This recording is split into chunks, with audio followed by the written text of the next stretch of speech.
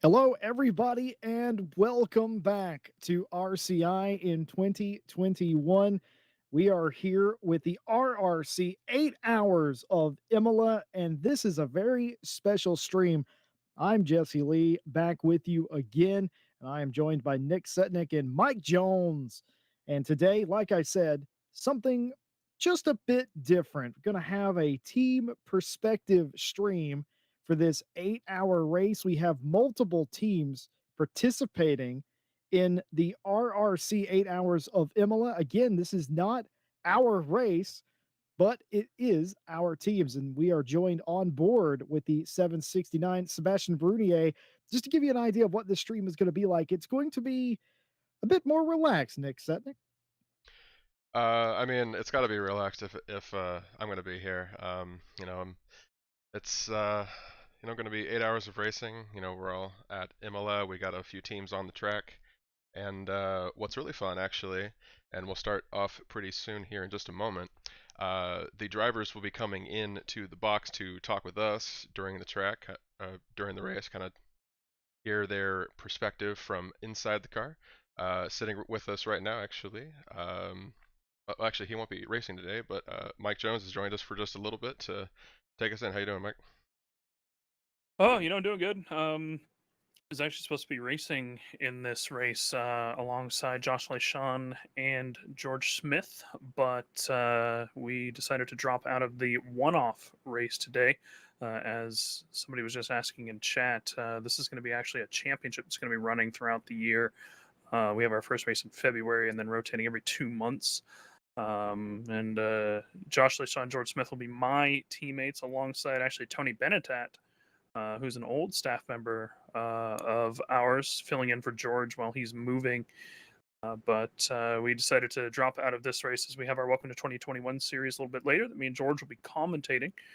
So we decided that we would not be participating in this race. And here, 4 a.m. our time, decided, you know what, I'll jump on and join Jesse and Nick here for a little bit as Nick decides to turn his game sounds on. I So we was get a little audio. I was wondering why it was so peaceful and quiet in here, especially with Mike Jones and Jesse Lee in the box. Wow. This is the thing. This is what you're going to get for 8 hours. You're basically going to get an 8 hour podcast of us talking about stuff. And obviously, there's going to be a race going on in the background. It's going to be absolutely brilliant. And, it's just like how in football, everybody has those preseason tournaments, those cups, just to get their, get into season form and stuff like that. That's kind of also what we're doing here today as well. I hope you guys have enjoyed your Christmas or holiday and New Year's break. I know Mike Jones was busy moving. I didn't do a whole lot. I kind of just sat around and commentated on, I commentated on two birds racing. That's how bored I was. Yeah, we don't know what to do when we can't commentate, right? However, Jesse, we do have some upcoming commentating to do. In fact, in exactly 2 weeks, in case you happen to forget about the World Tour Endurance Championship. I don't figure you did, but 2 more weeks until that starts, bud. Dude, I'm super excited. Like the signups closed today, and I went in and finalized the rosters. I know Fabian was in, pulling the liveries down before the race here. Ready to go in and make his spotter guide and stuff. Ryan's been hard to work the race program for the start. Like this is going to be awesome, man. This World Tour Endurance Championship is going to be really, really fun. And me and you are going to be commentating the first race, all 3 hours for the Silverstone. Looking forward to it. I'm excited for what 2021 has in store for us. I said before the holiday last year that I had gotten a sneak peek of some of the events coming up and some of the races that we're doing, and as we're forming these schedules, and I am excited for that World Tour first and foremost. The endurance racing always something I've enjoyed personally, but like just the magnitude of that series cannot be understated. We're going to have what effectively will be an RCI endurance world champion after that. Mm-hmm. In fact, almost 3 of them. Well, 6 of them, if you really want to look at it that way. So we have we have 3 splits and 2 classes in each split, right? So we have our Invitational, our Pro Split, and our Am Split. And in all 3 of those, there are 2 different classes. So, while we have our overall invitational winner, which there's some spicy team names looking at that. I personally like looking over the team names. I don't know if you've spent a whole ton of time with them yet, but the Ren Welton team, I think, is going to be a hell of a competitor in that race. I mean, Huke, Ibrahimi, and Thompson all racing together in a full 6-race championship and an endurance championship. I think that's going to be, competitive. And then, we've got, obviously Jardier, we've got Racing Line Motorsport, we've got Sidemax, we've got, PCDC, all these guys in here competing across the championship. And we're used to these guys in endurance race in just one endurance race. Bathurst 12-hour, for example, that we did, the 2 Imola races we did in December. But to pit these guys in 6 races, I mean, that's going to be, it's going to be interesting, man. And I'm so excited to get that thing started as well. I mean, this endurance championship that we're participating here today with RRC is exciting enough, but I'm also excited for the for our championship as well. Yes, indeed. We have a lot coming up, and this is one of our teams today, the 799 Bentley. It's wearing the Bullet Racing official livery. I was talking to Ryan Gill earlier, who will be one of the pilots of this car. Mikhail Sundstrom in it now, though they are in pit road. They may be getting somebody else in, though I have already seen Ryan Gill out there for some 40 minutes earlier, and then Fabian Schmedberger was in that car. So maybe they are taking time here to take a break before the race starts. And no, there will not be 11 and a half hours of practice.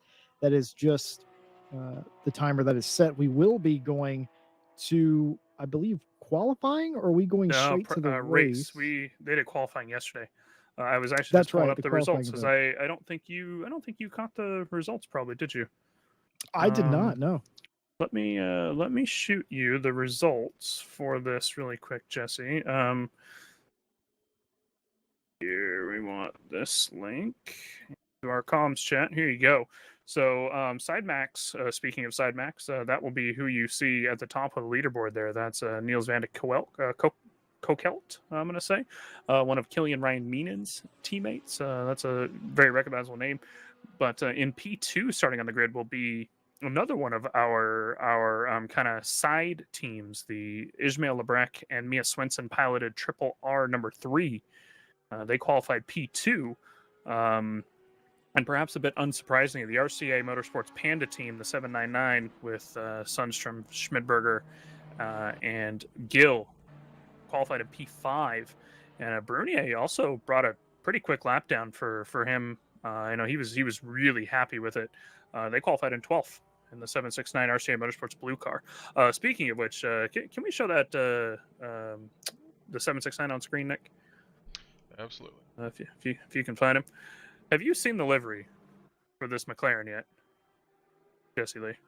Look at that. Yeah, I have. I saw them swooning over it the past day or two, and I personally think that is about and I'm biased, obviously, but I think that might be just about the best looking McLaren livery I've ever seen.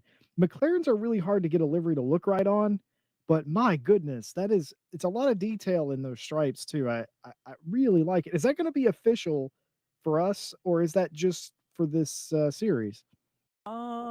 So a little mixture of both. If I'm not mistaken, Harry Conway is the one who worked on this, by the way. I think kind of in conjunction with our social media manager Shawnee, a little bit. But he's the one who actually fully designed and wrote up this one. And there might be some changes here, but this is going to be one of our official liveries. And of course, for the championship, we will be seeing a whole selection of liveries. We'll have one for the McLaren, one for the Bentley, and one for the Ferrari. All in different colors. My team will be the purple team. Bernier's team will be the blue team. Ryan Fabian Sundstrom will be team pink. And I believe Dumius, Cubisa, and DB will be team green, if I'm not mistaken. And then, of course, we wouldn't see Conway, Octane, Swenson, and Lebrec in anything other than the pink and blue Miami Vice. So they're going, of course, with the Miami Vice style stripes. But yeah, so that should be what our liveries will look like. And so Conway's been working on those in preparation for the Monza race, which is the first race of the championship in February. It's absolutely fantastic. And the thing I also like about it has all of our official partners here at RCI on the car as well. Race Department, AK Informatica, Speed Labs, and it's great to have them as always returning in 2021. We thank you guys for everything you do. Find links in the description to those awesome guys. And of course, this is a Real Racing Club event, an RRC event, not an event of our own making. I wouldn't say it's uncharted territory for us to venture out because certainly we did that in 2020, but this is almost an all-out assault by RCI getting in here and getting inside the top 12 as well. It's going to be an incredible race. And one thing I told all the teams yesterday and this morning is, well, if you don't bring home a trophy, then don't come home at all. So we'll see how they respond to that. I honestly think they're going to do pretty well. I think this Sidemax team, Car 99 here, currently piloted by Niles, I think that's going to be a tough one to beat. But Lebrec, yeah, they're not technically driving under the RCI Motorsports banner today, Lebrec and Swenson.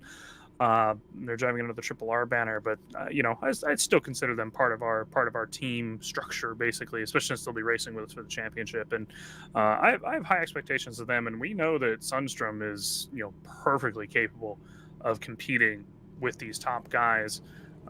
It's just a question of how does Fabian and Ryan do in comparison to those guys? Because don't take me wrong, Fab's very quick driver. Ryan can be very consistent when he's not having issues with his wheel. Night Owl and Garo ring anybody? Ooh. Yeah, Hit him hard. I brought it up, Ryan. But Sundstrom is one quick dude. I mean, qualifying P5, as I understand, qualifying was really tight. I didn't see the times themselves. The times on that sheet that I sent you, out of curiosity, I didn't see. No, they're not. So the times aren't on there. But yeah, it was definitely quick.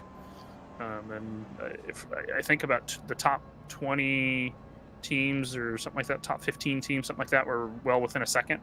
So competitive, to say the least. Yeah, for sure. We are under the safety car now for the start of the race. It is the parade lap. Everybody at the end of the lap, of course, will double up, and we will get underway for 8 hours here at Imola. We've barely talked about the other star of this race, the track. Imola, one of the world-class racing circuits, the newest circuit in ACC, and I feel like I've been here for the past month or so, but to be completely honest with you, I don't really mind it too much. It is a lovely track, and it makes some great racing out of it too. It is such a balanced track for so many of these cars and drivers. Do any of you know if there's a custom BOP in this race? I don't think so. Nick, you pull the timing screen really quick. If you hit the leaderboard or whatever it is in the broadcast tool, it will show us.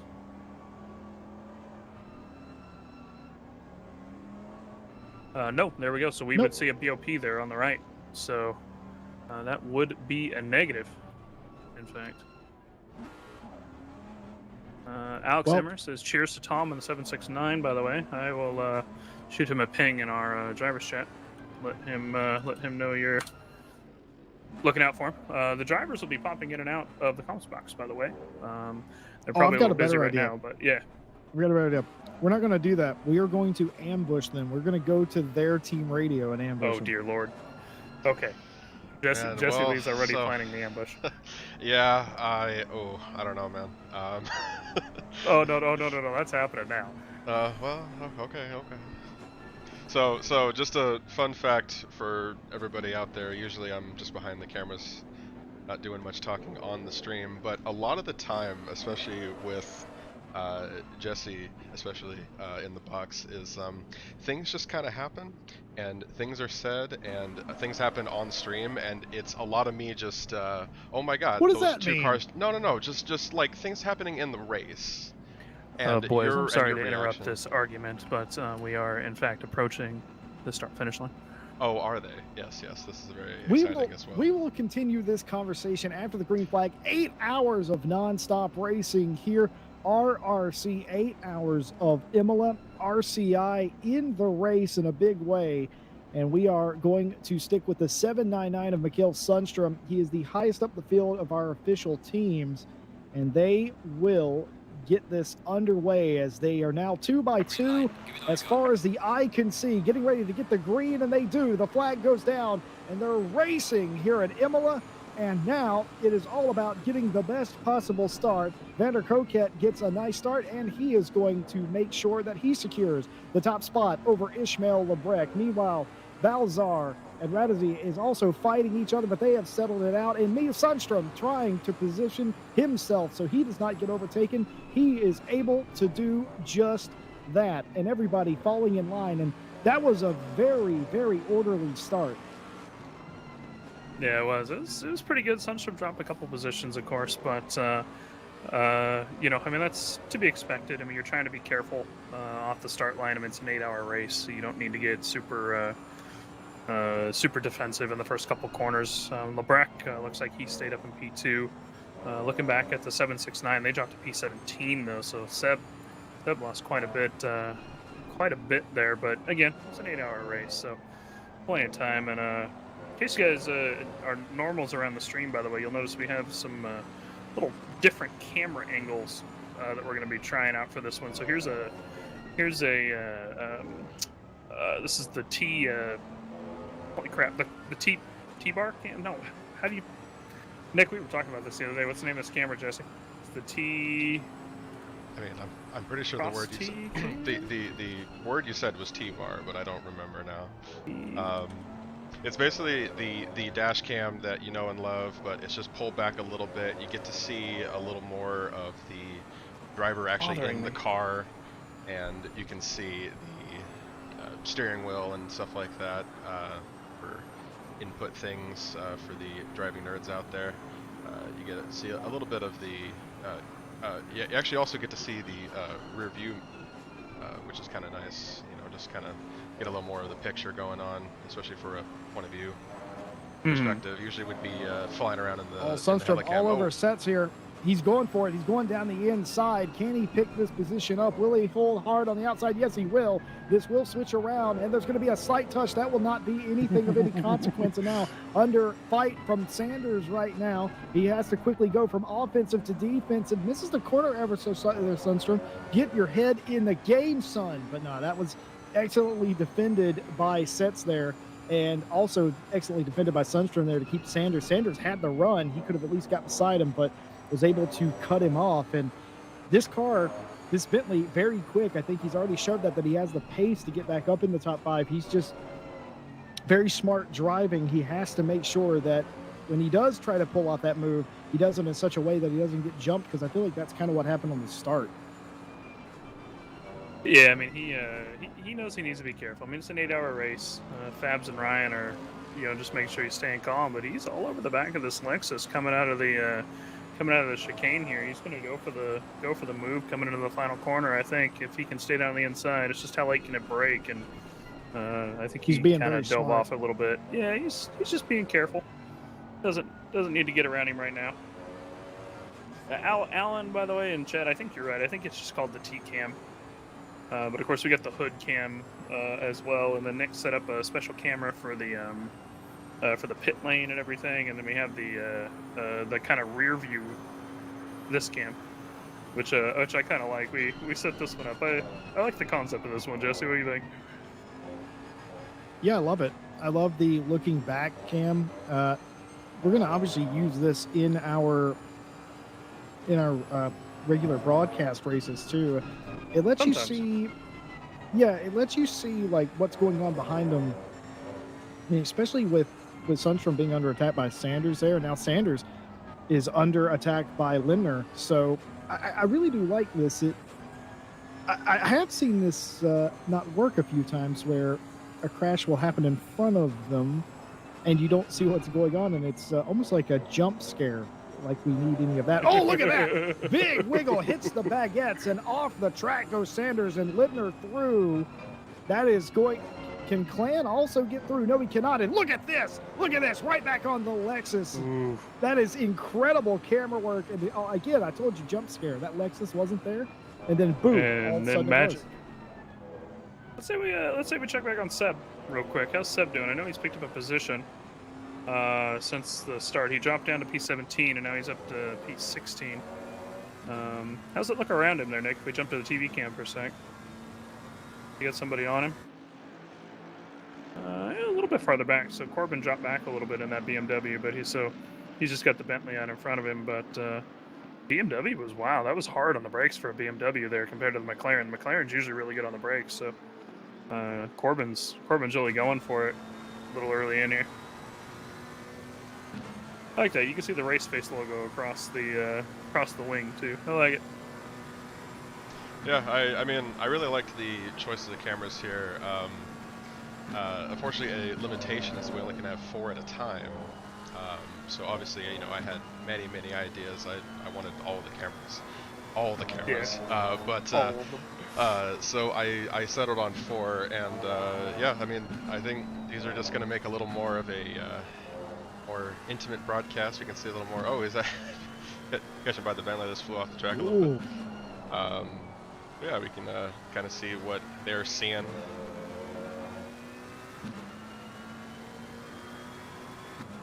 Well, it's all about getting settled in. The RCI teams didn't seem to have any issue getting settled in, but some of the other guys going a bit wide and looking a bit wayward in the first 10 minutes of the race. Of course, Brunier and Sundstrom both lost positions on that start. Brunier has got his spot back. We're not calling him Sebastian anymore, right? We're calling him Stefan? He's Stefano? Stefan. Yeah, he's Stefan. So there's just, you know what, Jesse Lee? I don't think I've told you the news. What's the news? Stefano, everybody's favorite, Stefano Chinapi, has completely stepped away from sim racing for the time being. What has he? Yeah, he stepped away from racing line a little bit ago. It was a few months back at this point because he was just too busy. But he finally messaged me last week or the week before and said that he was basically just leaving all the servers to kind of step away. I didn't get quite a reason for it. I think he's got some personal stuff going on. But Sure. if any of the racing line guys are around, make sure to if you guys talk to Stefano, let him know we miss him. Chinapi is a really good guy. We'll miss him around here. Of course, Jan Adarati took over management of the racing line team, so he's been helping out, and of course 2 of their teams are racing in our endurance champ as well. That stinks. Stefano Chinapi, one of the happiest, full of life guys that I've ever met. That guy is a ray of sunshine in the middle of a storm, and that's the only way I can put it. He's very nice guy, and respect his decision, but we will miss him indeed, and so will sim racing in general. But hopefully we get him back at some point. It wouldn't be the same without him. Definitely. Anyway, it just made me think of it when I realized I hadn't told you yet, because I know you know Stefano pretty well along with me. So it's sad to see him go, but hey, anyway. Looks like the guys have mostly settled in at this point. Bernier sitting at 15th, just kind of holding position. We got Lebrec still up in P2, but kind of unsurprisingly, the Sidemax car is checked out. They're 4 seconds up now. Yeah, not a big surprise there at all for those guys. I know we were talking about it before the race started, and you said that, well, if anything other than that occurred, you would be surprised, and here we are. Niels is their absolute fastest driver, I will point out. So he is out in the car first. Well, if there's one thing I know about Stefan Brunier, I'm not going to call him that. Sundstrom's in a bit of a battle here. If we want to swap on back, he was just on the outside of the 35 car, down into the hairpin. I switched over to him briefly. Seb's kind of settled down, but anyway, I just wanted to just keeping an eye on it. Yeah, what I was going to say about Seb is that his biggest issue in sim racing is not his pace, it's not his ability to fight for position, it's his disability to be involved in other people's accidents. I feel Ain't like that the truth? 3/4 of the races that he doesn't get a result in are not really his fault. It's all just being at the wrong place at the wrong time, and perhaps sitting back there in 15th behind that 4 cars that are in front of him fighting. Probably the smartest decision not to get involved, because that is a classic Seb Brunier trap move to get involved in that and get spun around. So that's probably not the worst thing for that team, but the 799 here, again, Sundstrom, who has now fallen back to 7th place. I wonder what caused that, but it's not that he's not fast. Look, he's really fast. Now he's going to try and go down the outside here. If he could get alongside enough, he is going to be given room by the 35. But if he can get far enough aside like this, he will have it again. And little bit of a squeezed bump. and nothing doing. Little bit of a bump. Just the slightest. The close quarters racing here, it's I disagree with people that say that you can't pass around here. I don't get where they feel that's true. Ooh, that Lambo just got loose. Yeah, not quite enough though. Seb touched the grass. You can pass here a lot of different places, but the problem is, I think what people mean when they say that you can't pass here is that it's not the widest track in the world. It is fairly narrow, and when you do go off, there's usually grass or gravel and not runoff. There's only runoff in a few turns here, like this one, for instance, and then eventually, if you go far enough off, it turns into, well, grass and dirt. So I will think say that's what they mean. The one in the 9-hour that we saw that was dangerous was this corner here, which I can't remember the name of off the top of my head. I'm bad at the Imola corner names, but that little the left-right uphill, we saw so many people try and make a pass in the 9-hour, and it did not go very well. So hopefully they'll... Oh, man! Testing out the brakes on that By BMW the way, right there. I messaged Ryan to get him to drop in here for a second. He's like, little busy spotting for Sundstrom.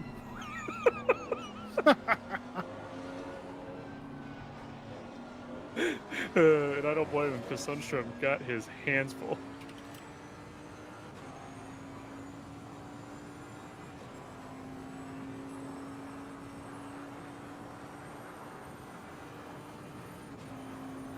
See, now I'm just picturing Ryan sitting there being like, okay, now make for the pass. Oh my, okay, now no, next. Well, next one. Here's what we do, boys. Right. Let's be quiet for a minute, and let's jump into the channel. All right. We won't talk and disturb him, but let's jump into the channel. Ladies and gentlemen, what you're about to hear is radio communication from the RCI Motorsports Pink 799 team.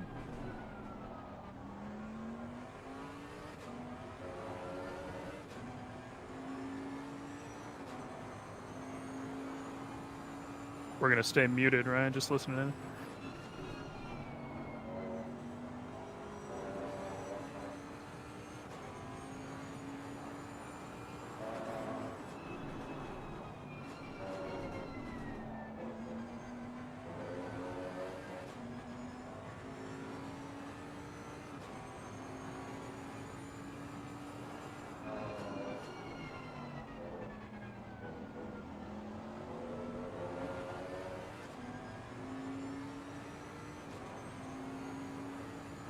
Actually, with warning.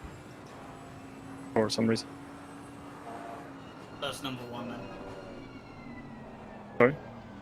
That's our first one then. Yeah. Okay, copy. Don't know where I got it though. It was an exit. I think it was exit of Alta.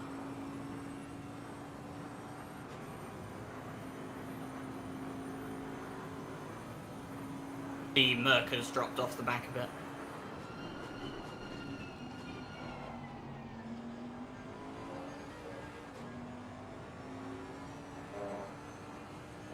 Some interesting consistency going on with the braking points.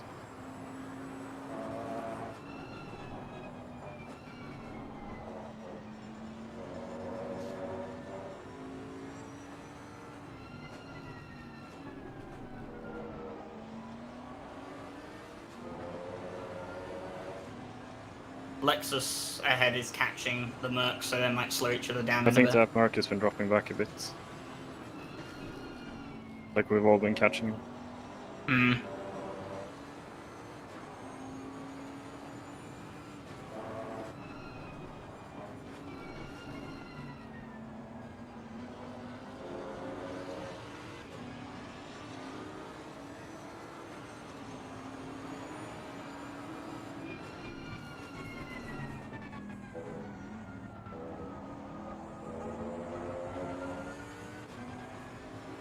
Yeah, you're doing a good job of keeping the pressure on him.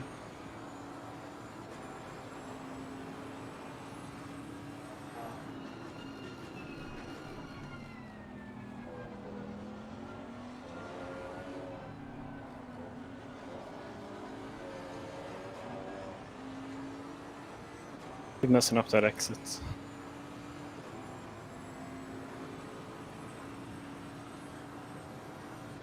I don't know how much wing this guy's running, but it must be a lot.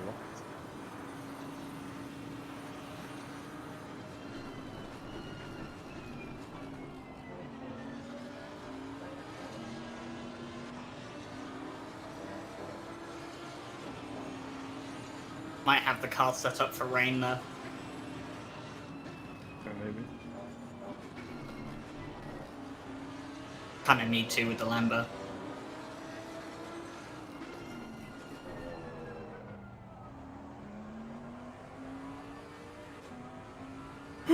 And with that move, we leave. Oh man, Well, that was nasty.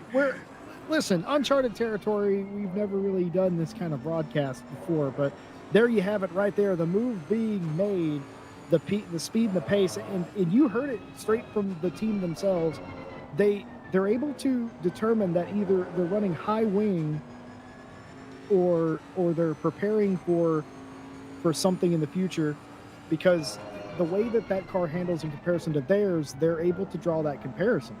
So they were able to deduce that they weren't going to get them in the middle of the corner, but they could beat them in a straight line, and that's exactly what happened. Exactly, and as Lawrence and Owen are saying in the chat, like that was a nice move. I'm not gonna lie though, I puckered up a little bit. I was, oh man, he's breaking hard.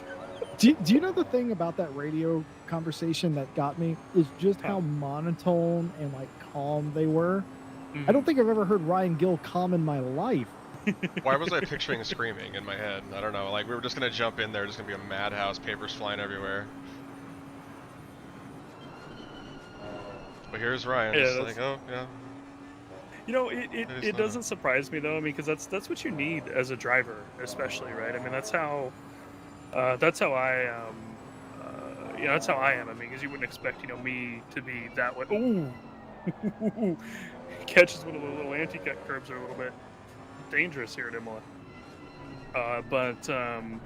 But yeah, I mean, that's how you have to be, because I mean, you know me, Jesse. I mean, of all people, you wouldn't expect me to be calm when we're watching somebody race with a teammate or something. But in your ear, you can't hear the panic and excitement that your crew chief is having. Whoever's spotting for you at the time, and Mikhail's a very experienced racer, so you just got to give him calm, cool, collected information and let him do his thing. And I mean, that's what we saw, moving up back up to P6, but he's still a few seconds behind. So hopefully he'll be able to pull up a few more. But back over to Bernier, he has caught up to the 91 here. May have it.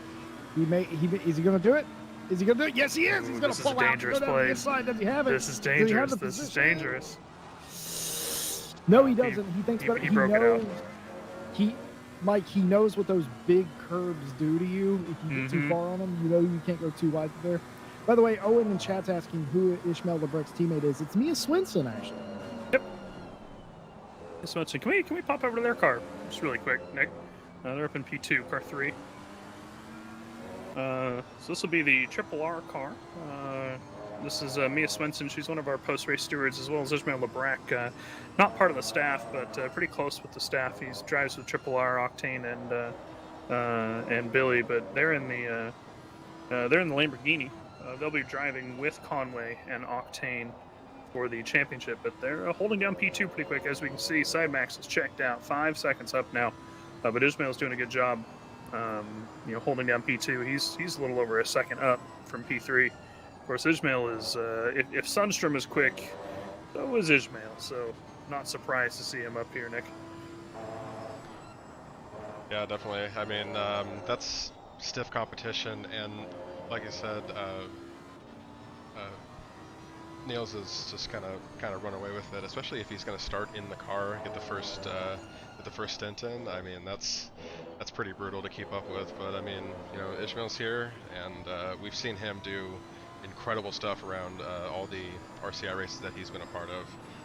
Just incredible pace, very consistent, and yeah, I mean, he deserves to be in second place. I'm excited to see how the rest of the 8 hours go for him.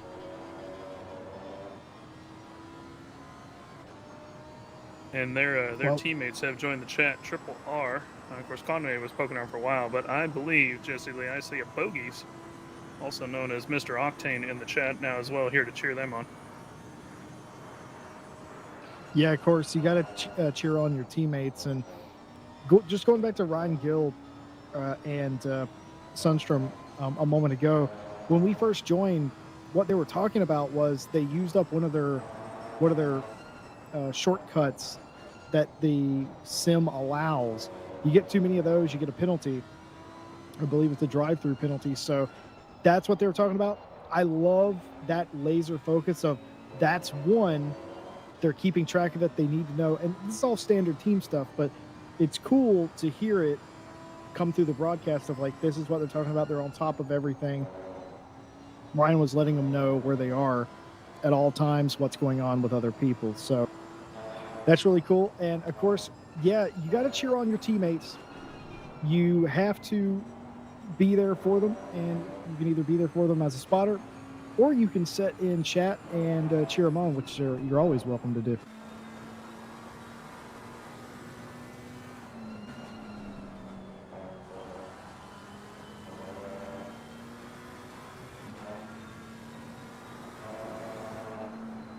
Of course, Billy Octane, one of the best names in sim racing.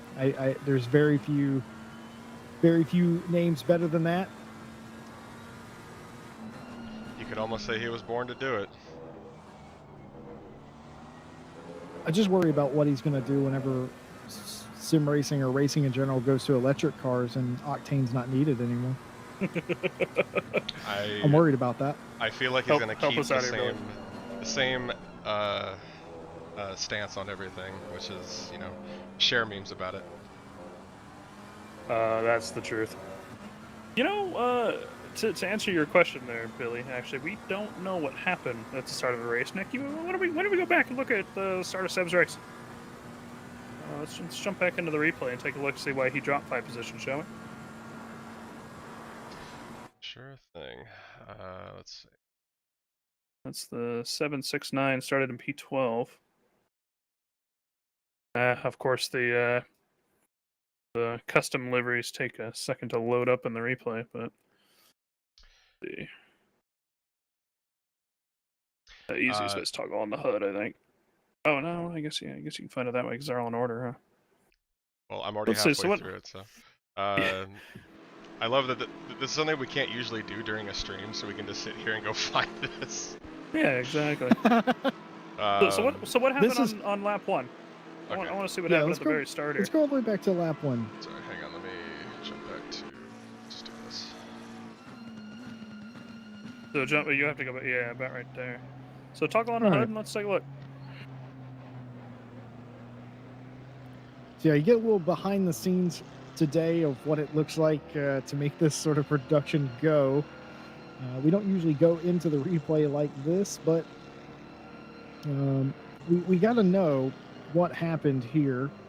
Of course, we're following the race, but we are also following our teams, and we are curious what happened to the 769. They have since recovered and started making up positions, but something happens on this opening lap, and they're just getting the green flag now. They're all on the loud pedal. Oh, okay.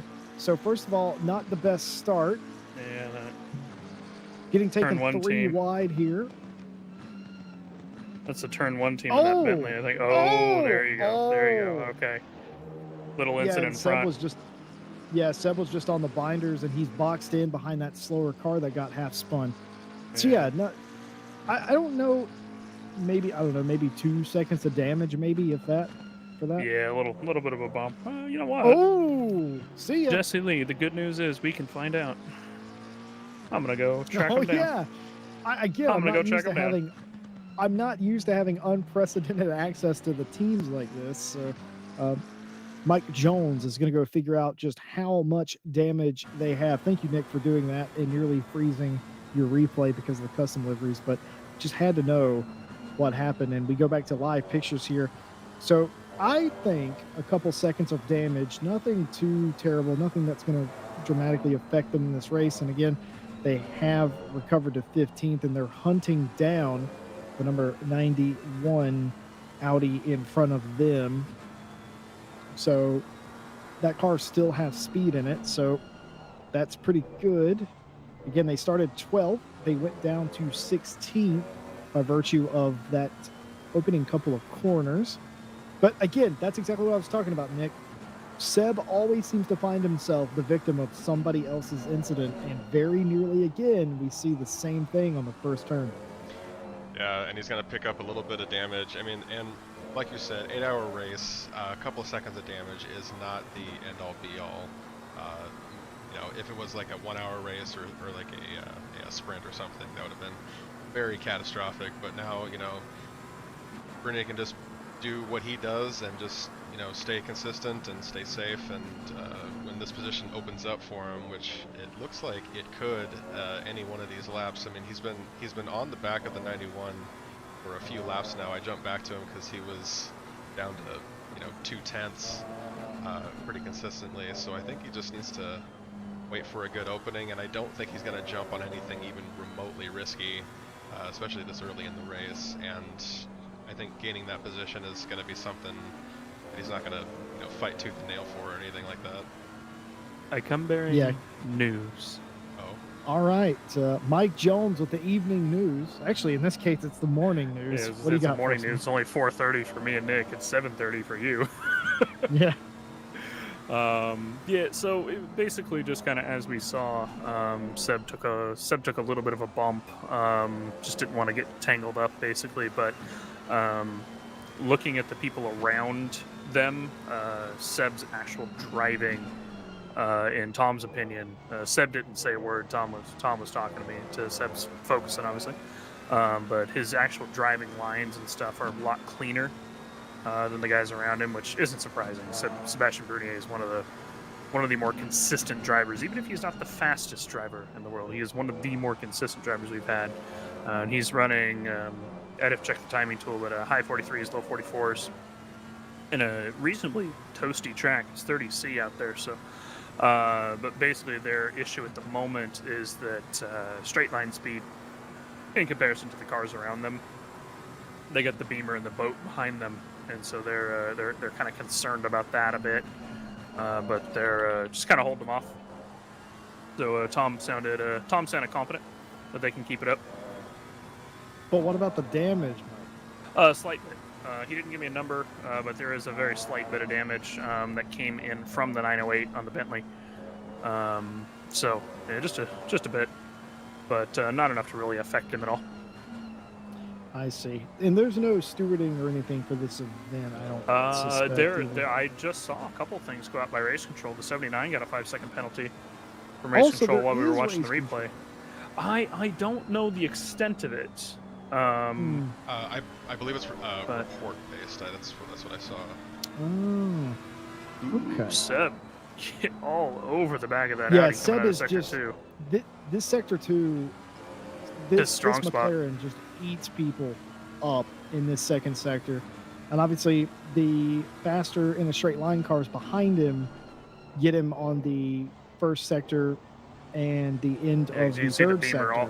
Beamer's all over the back end now. You can see it. You can see that direct Beamer. Your, oh boy! Oh, yeah, I play like the that Jaws mirror, music yeah. here, boys.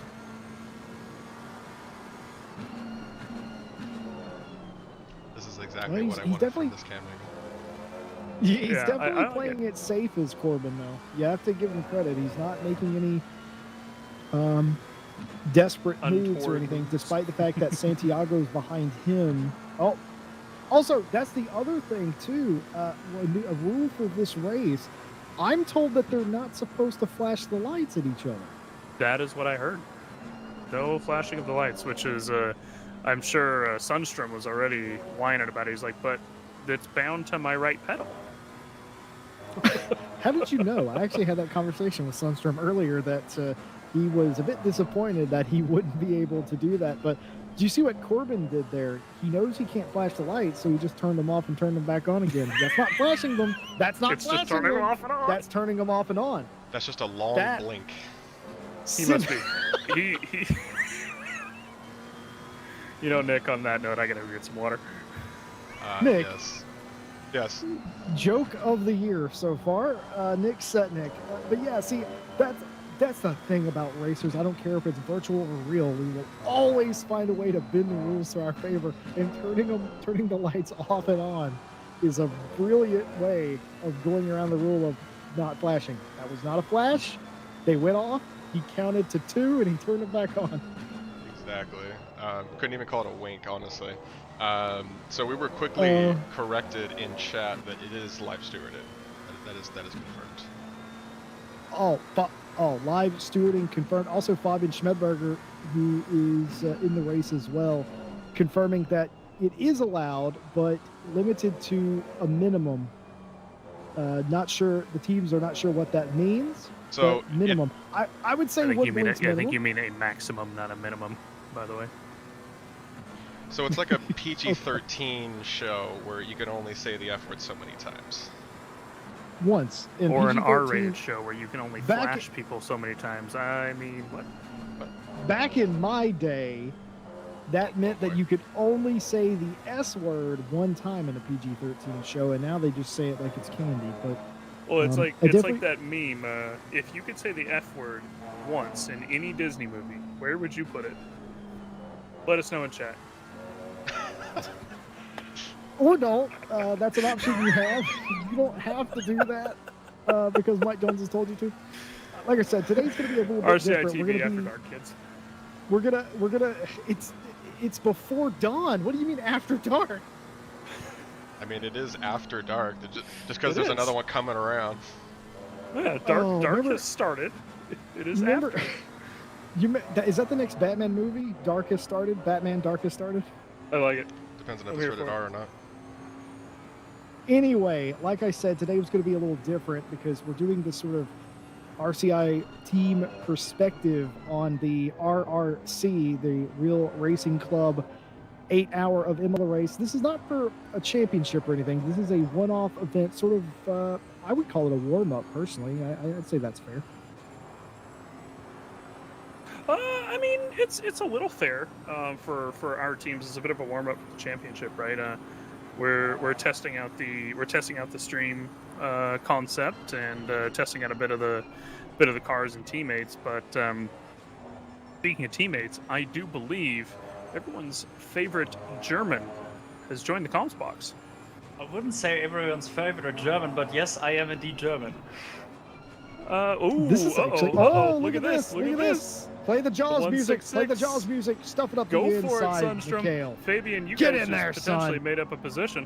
And there it goes.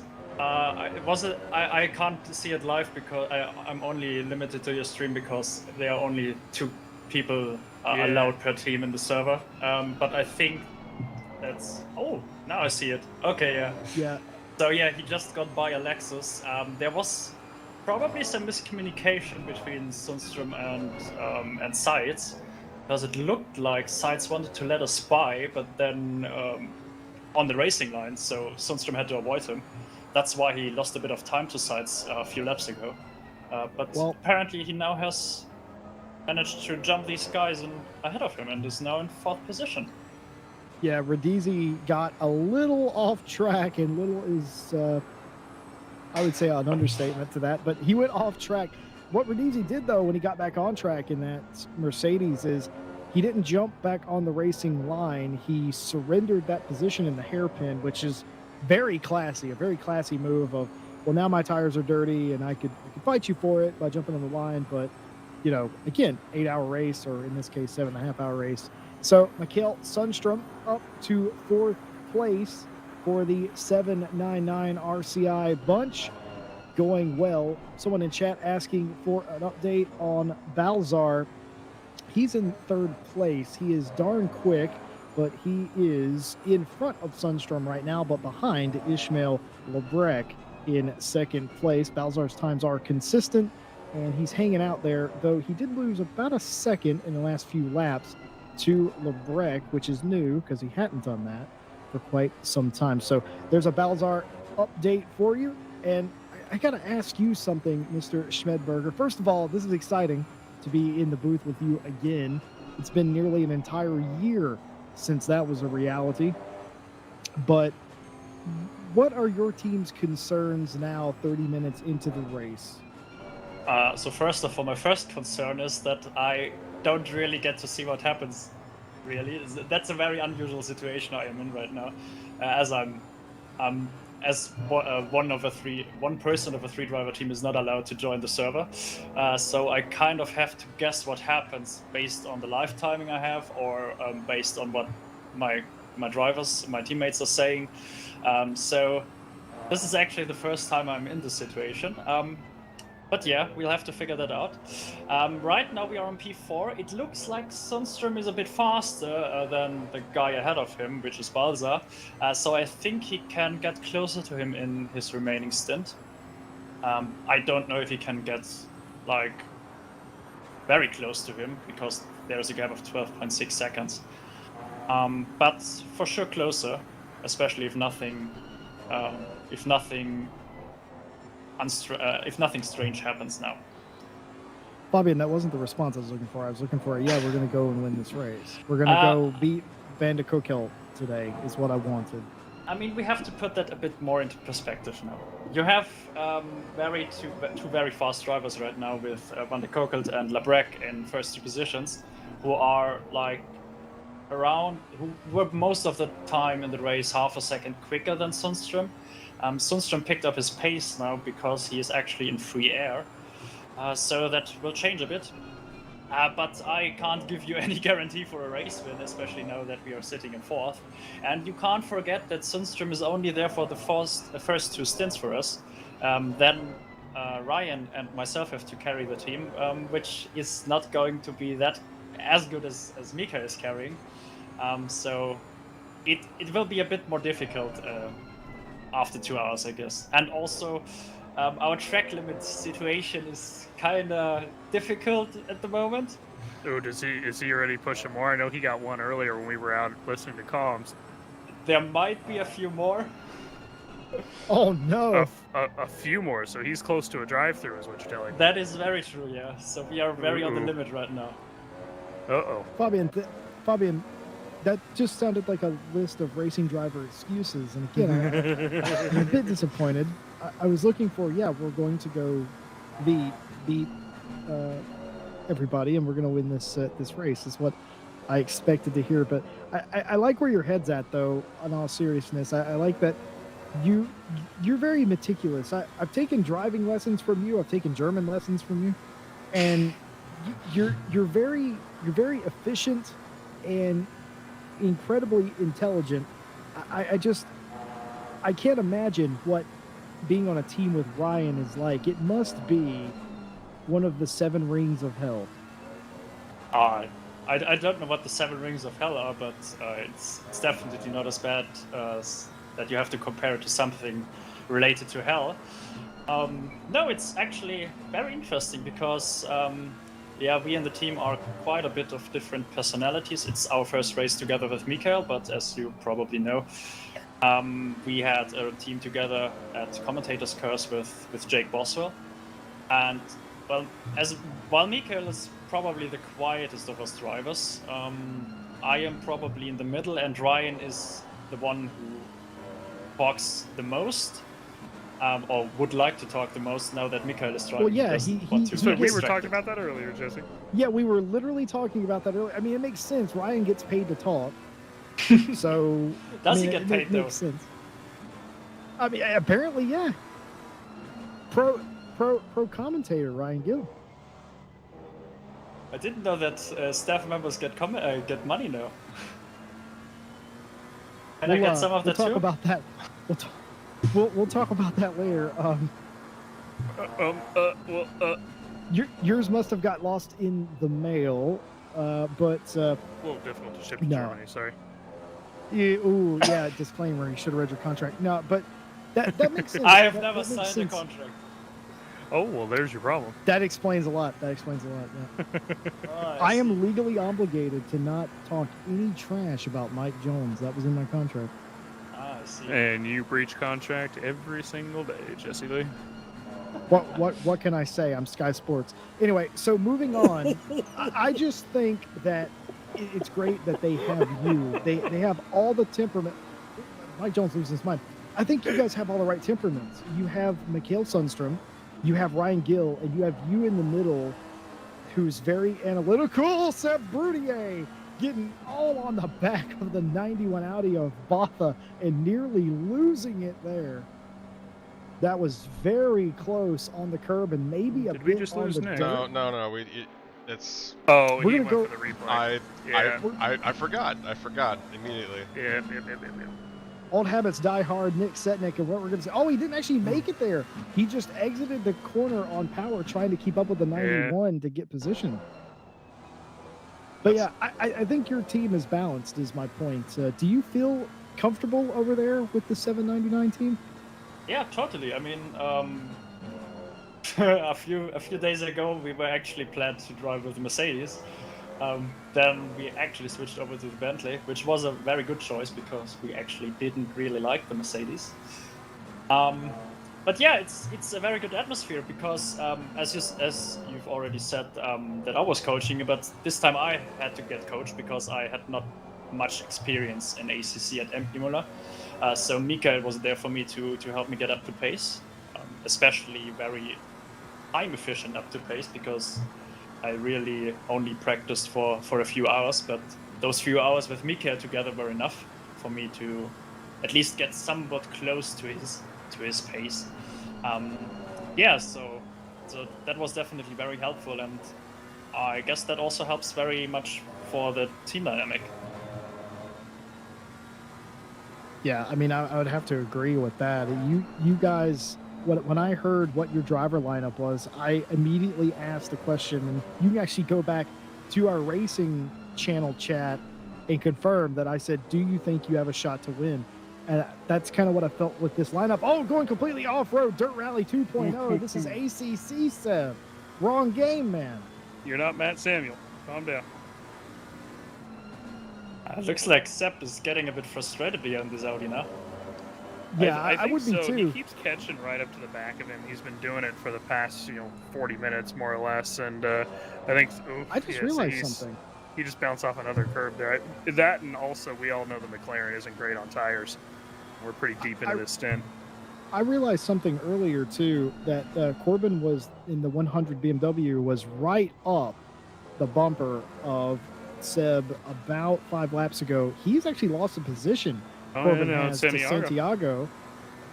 So yeah, I was wondering. I kept looking in these mirrors, looking for that BMW, and it's just not there. And well, it's because it's not there. It's a second or so behind him.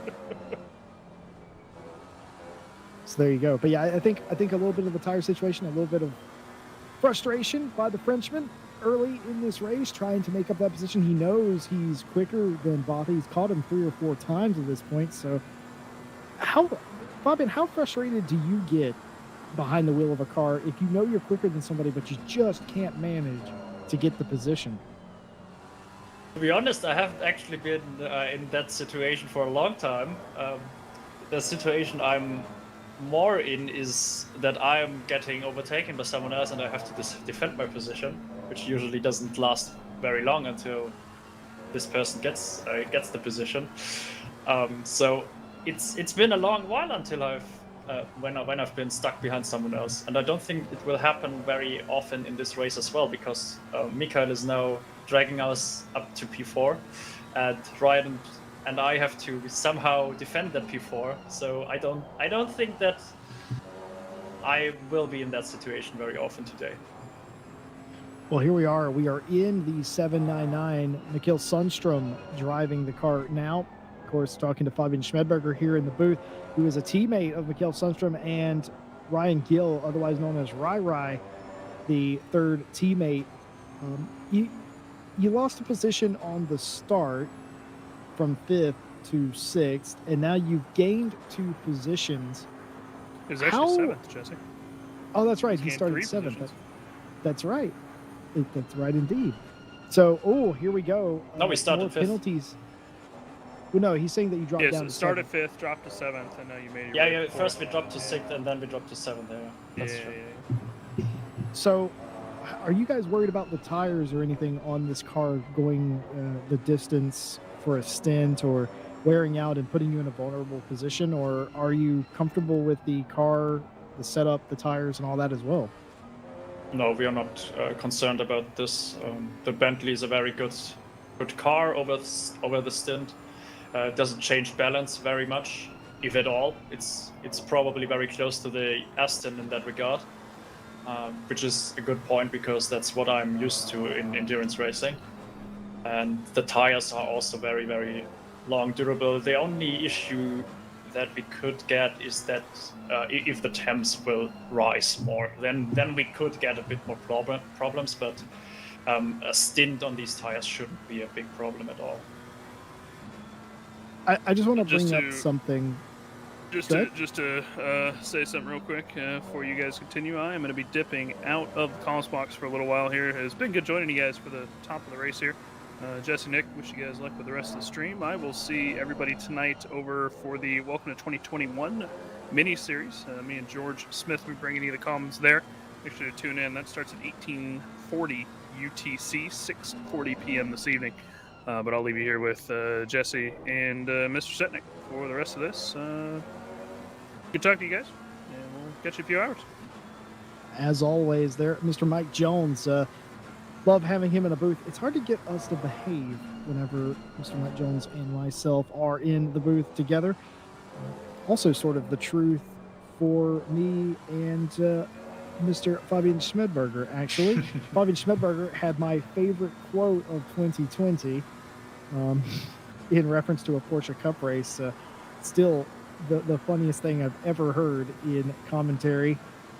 But so you guys are not worried about your car. You're more worried about the pace of you and Ryan Gill after Mr. Sundstrom completes his stints. So that's interesting. Realistically, where do you think that you guys can finish here in 7 hours plus time?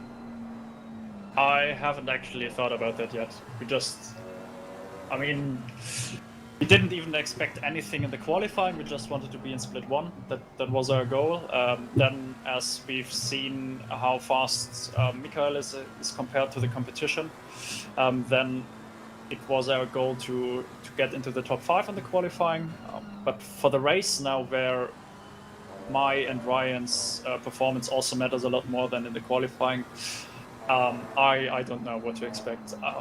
Probably my personal goal is to at least finish in the top 10. Top 5 would be very brilliant. Anything that goes over that is just a bonus, really. One thing I was surprised about, and maybe you could shed some light on this, why was Ryan the one spotting for Sundstrom and not you? Well, he usually does that very well. So he's the normal spotter, like he's the designated information man in that way? No, not really. I just asked him at the start of the race who of us both wants to spot, and he said he wants to do it. So he just does it now. But Interesting. I've just had very, very good experiences with him as a spotter. He's a good racer, but he's probably a better spotter even. I very much enjoy him having him as a spotter in the races. Well, there you go. I was curious about that because he told us he was busy helping Sundstrom navigate the top 5, and we're like, that's fair. So let's just go listen in on some of their communication. And lo and behold, Ryan was the one communicating, and you were the one that was sort of deafened. You were the one that was completely silent. I gotta ask though, your personal preparations to get in a car in an endurance race like this, what do you do? Is it a little car completely off the track in front of him there, or was that something else going on? Nope, that was definitely an incident and a car going around crashing into the inside wall there. You don't really see them a lot. Normally they're on the outside, but position 4, Sebastian Brunier, though in a very strange way, that was looked like a Bentley to me. Definitely was not the 91. Yeah, I think I've just seen that on the official stream. Obviously a bit delayed, but yeah, I think that was a Bentley going off 666 maybe. Yeah, they're actually still Yeah. off. They're still sitting there. And also, 2 other guys in the top 10 crashed or spun out. So I think Brunier must have gained a few positions now. Yeah, that's Sorensen, by the way, in the 666, and we have confirmed that now that is Sorensen in the 666 Bentley that had what I believe to be 2 different incidences.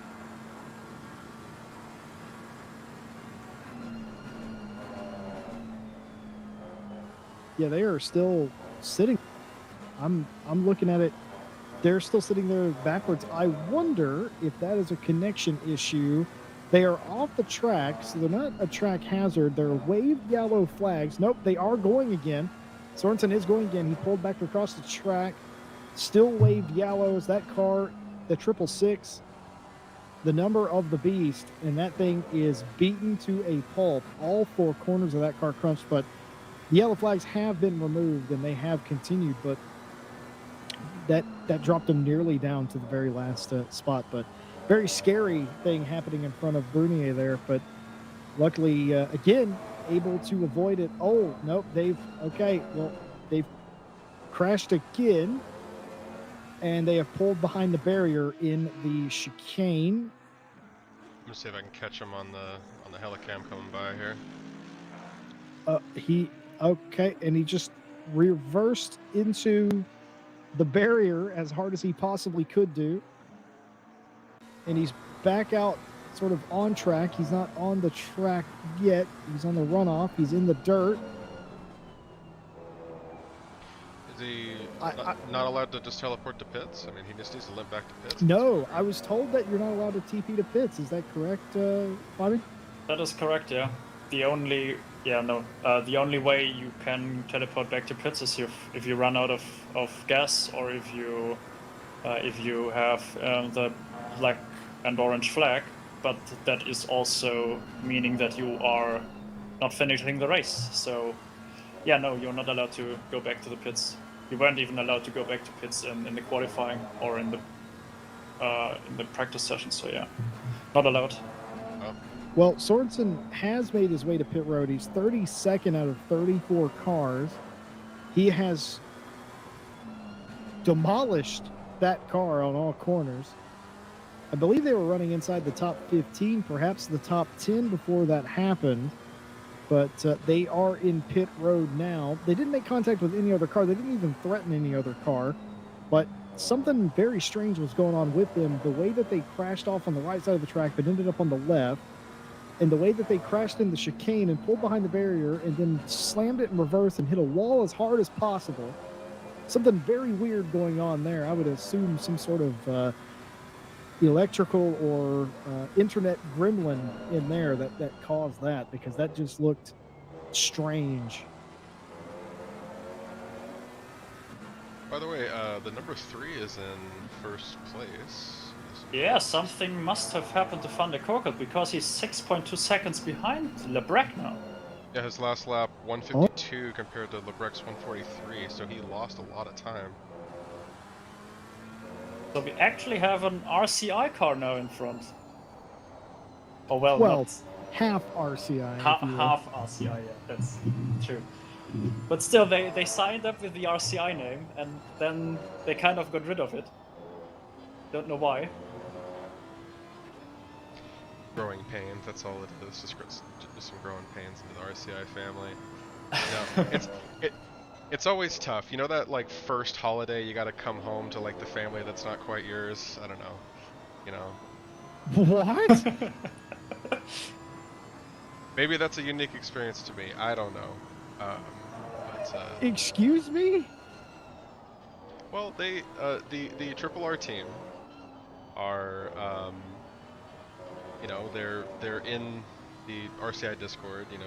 They're racing kind of under our banner as the conversation went, and then for this race they decided to just go Triple R. That was their choice. And I mean, we're still broadcasting them as the group here, so we like to talk in the Discord together and everything. I don't know, we'll see. Well, I have figured out what has happened to our previous leader, Vander Kokelt.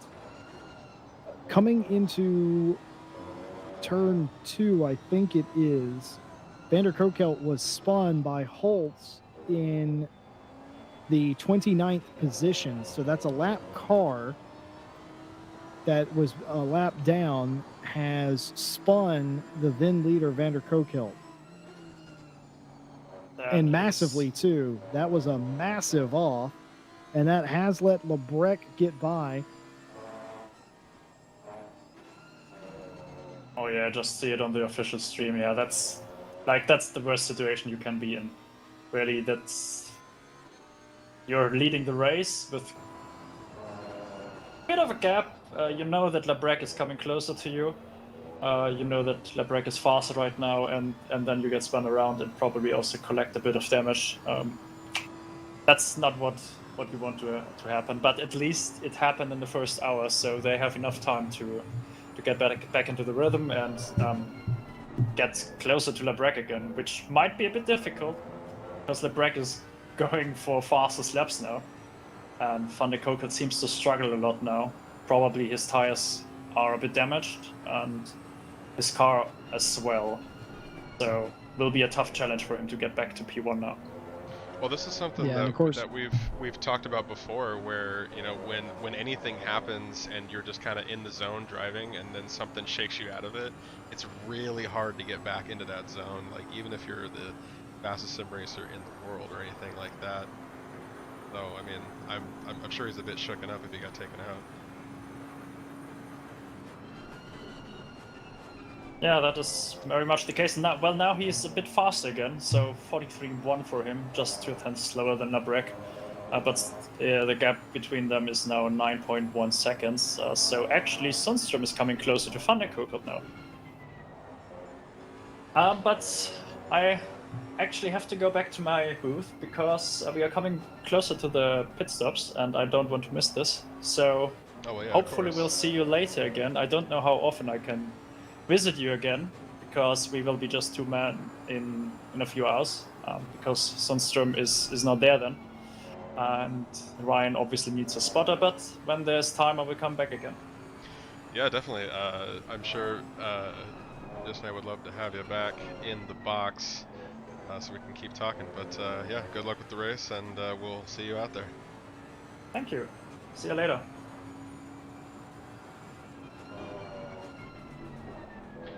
But yeah, big drama here with Van der Kokelt losing a lot of time there.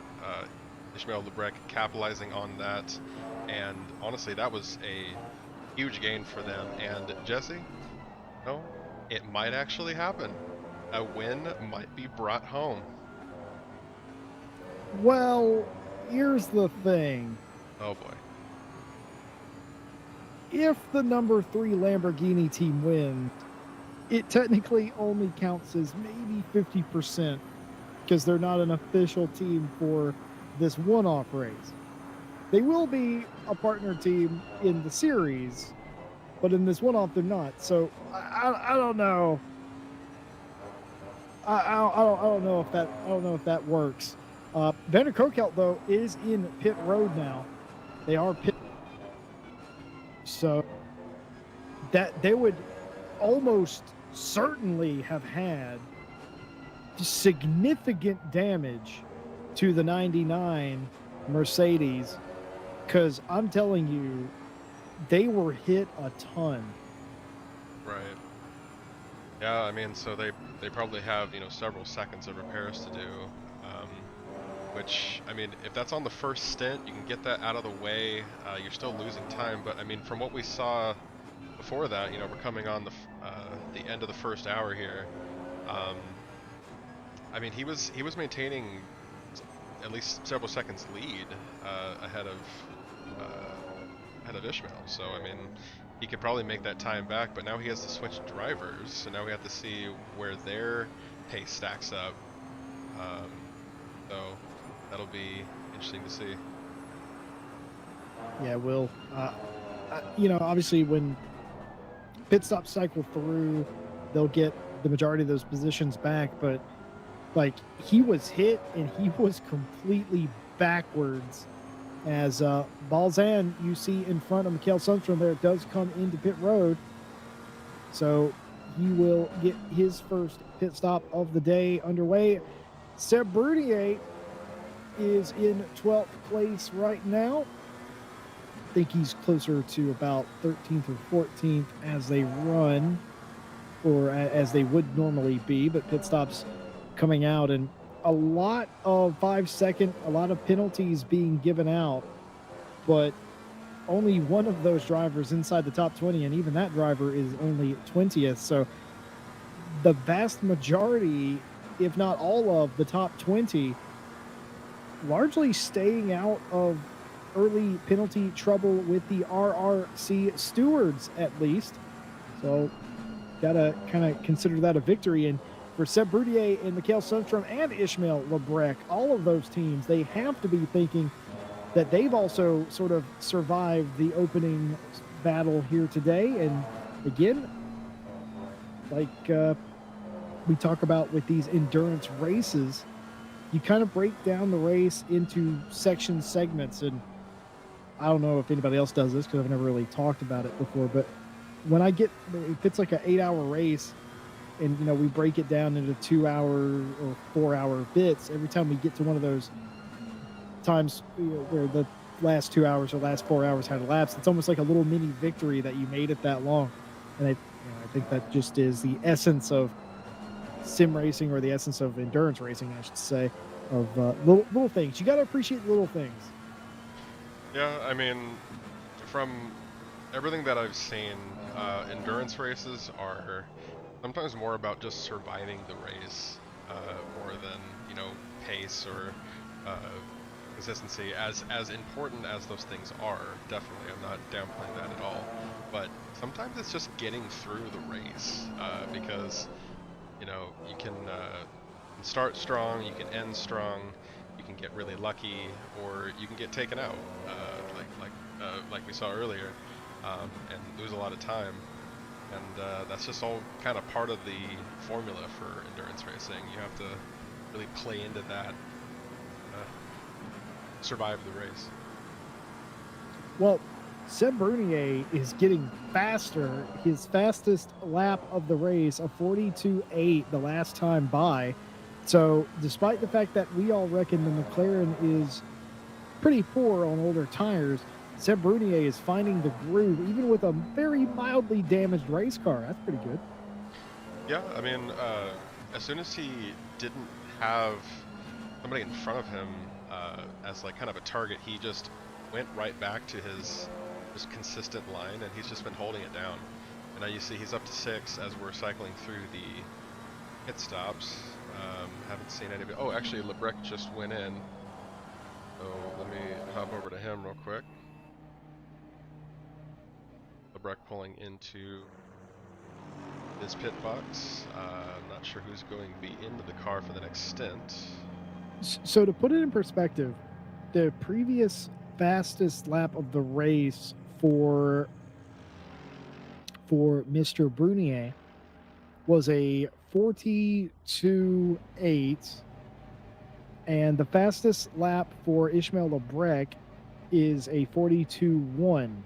So about 7/10 a lap difference between the two of them, and Mikhail Sundstrom's fastest lap of 42.291.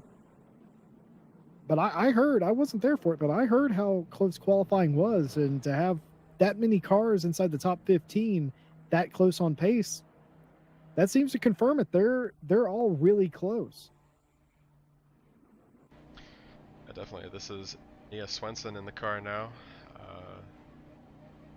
At triple R number 3. I almost said triple 3 number R. Pulling out of the pits, and we'll see how Mia is handling that Lamborghini. Sundstrom is here. Actually still in the car, I think. Unless it hasn't updated on us. Yeah, I think it was always going to be Mikkel Sundstrom in the car again. I think he's going to double stint, and I don't think he'll be back in this car the entire race, according to their team. So I think Mikkel's going to double stint, and he is going to leave the car in the hands of Ryan Gill and Mr. Fabian Schmidberger for the final 6 hours. And Seb Brunier comes and brings his car into the pit lane, gets his service done, down and away. If he was there for any extra amount of time, it was, well, fairly insignificant. I didn't detect anything that different with the pit stop in comparison to the timings of some of the other cars.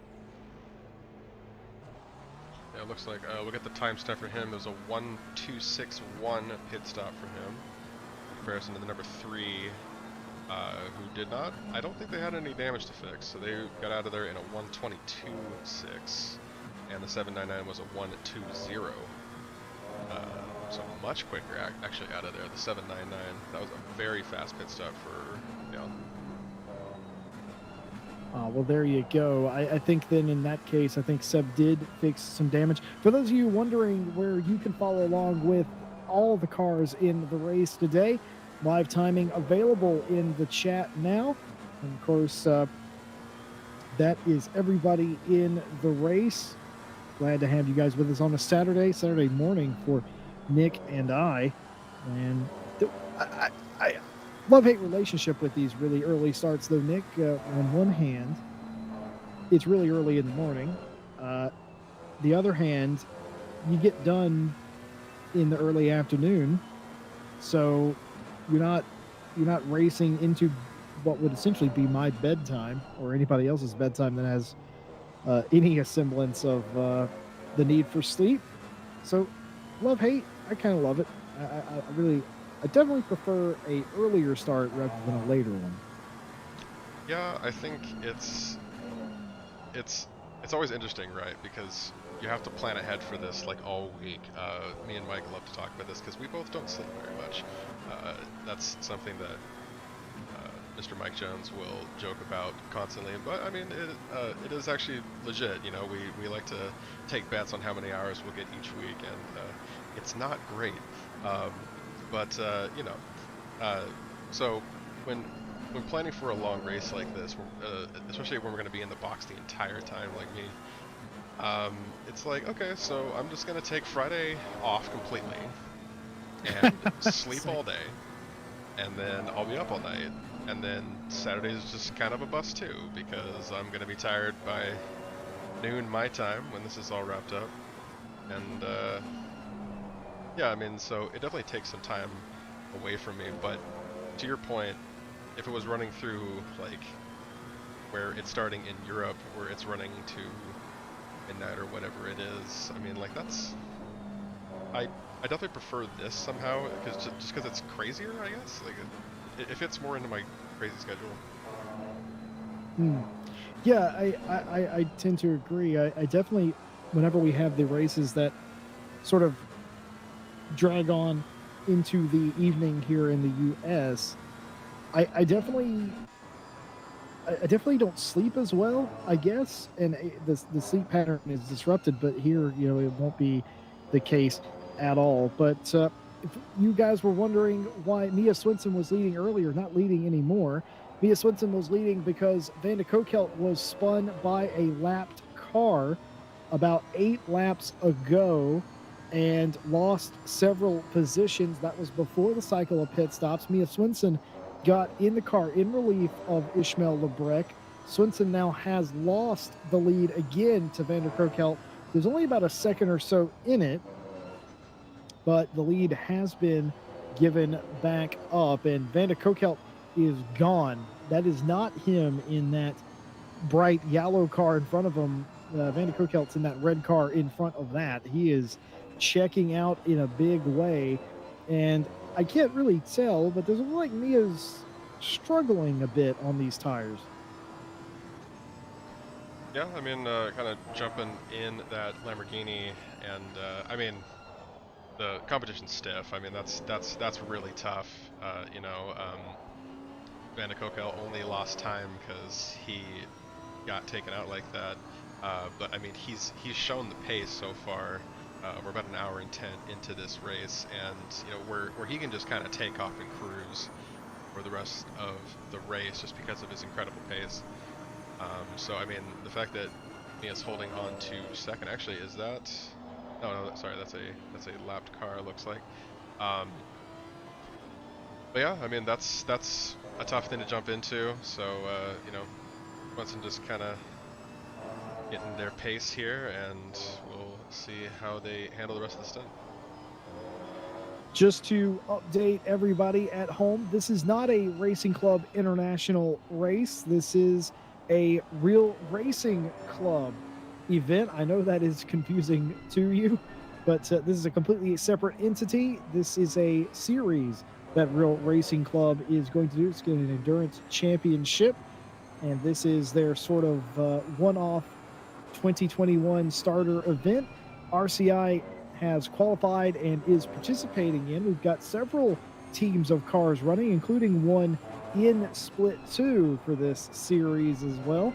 So this is not a RCI race, but RCI is participating as teams and drivers. So think of it like this. Normally, RCI is putting on races for other teams to come and race. We're just doing it the opposite today. Yeah, definitely, and a huge showing, honestly. We have three cars in this split. We have another one in the other in the secondary split. Not because they are slower, mind you. The second split, I believe that was literally just for capacity, right? I mean, this is both the quote-unquote pro split. I'm not sure how our RC separates it. Yeah, they definitely didn't bill it as such, Nick. I think you're right. They just called it Split 1 and 2, and I believe you're correct. I think it's a capacity thing. Yeah, so I mean, like that's especially with the name of some of the drivers in Split 2. I don't think they would be a Split 2 kind of teams. I would assume it is volume, because there are a ton of teams here. Yeah, definitely. I mean, this is the first kind of big endurance race, really, of 2021 on any of the sim racing servers, right? I'm sorry, I didn't catch that, Nick. Sorry, this is pretty much the first endurance race on any of the sim racing servers that we've seen. Yeah, I think it is. I know there was an endurance race in iRacing last week, but I think this is the first endurance race in ACC of the year. I'm pretty sure, unless I missed something, but I know there was an iRacing race last week. But this is definitely for those that overindulged over the holidays. This is a rude awakening to what your fitness level is, and don't misunderstand. You have to have some sort of physical prowess to sit in a sim rig and drive one of these cars for hours and hours on end. By the way, Kara, this is not Split 2. This is the Split 1, where all of these drivers and teams are in. And no, I don't think it was an official one. I think it was an invite event, much like a lot of the cooler races that you get to do. I believe it was I know they hate to hear this. I think it was an influencer event. Oh, car off in front of Mikael Sundstrom there, expertly dodged. Could he get two for the price of one? I think he might do it here. Could he go down the inside? Will he be strong on the brakes? Yes, he will. Has he completed the pass? I think so, based on how he took that corner, and that is a BOGO. Buy one, get one free. You pass one and you get a second pass for free. We call that a BOGO here in the States. Nick, please back me up. That BOGO is a real thing. People don't believe me. Oh gosh, what would you do for all of our viewers if I said that you're absolutely crazy? No, that's definitely a thing. I'm willing to bet that's probably a thing elsewhere too. Us Americans aren't as unique as we sometimes think we are. Just usually there's different names for it. We just have different lingo. I definitely said that to Ryan Gill once. And he Ryan was thrown Gill for a loop. said, Ryan Gill's like, Jesse, what is that? He's like, BOGO, buy one, get one. And he's like, I've never heard that in my life. And then I felt weird. I was like, is that not a thing? Other places. It must be. He must just, Ryan Gill must be a bit crazy. Oh yeah. Well, I did. I mean, I'm not even gonna downplay that, but I did actually hear that he might come join us in the box actually. So we might get a Ryan little. Gill. Yeah, we might be getting a little Rai action in the box for everyone's listening pleasure. And you know, you can ask him right on stream. I mean, we have another almost 7 hours to talk. I mean, let's really break this down. All right.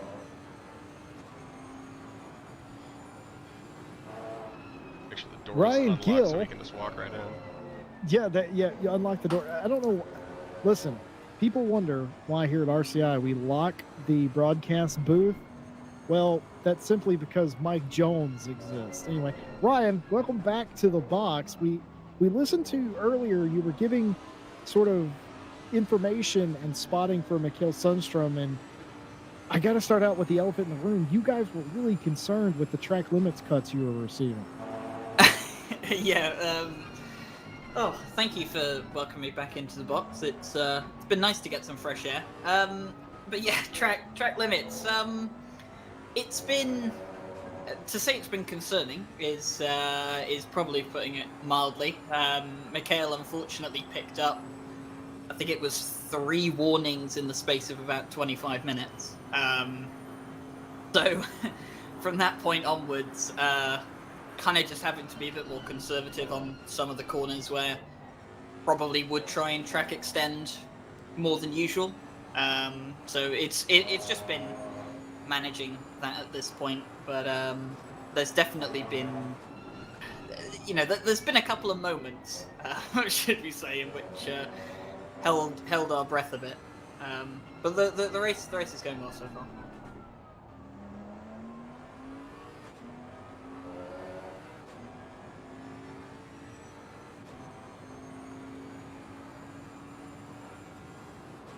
Well, that's definitely always reassuring to hear. It was kind of fun to get the, I guess, like the in-car radio audio out on stream for a little bit. That's just something we don't get to do really, and we've already had a thing on the broadcast where we were able to go into the full replay and go find something, just things that we just can't do during regular broadcasts. So lots of fun things have happened so far. We're only about an hour and 20 into this race. When are you going to be in the car today?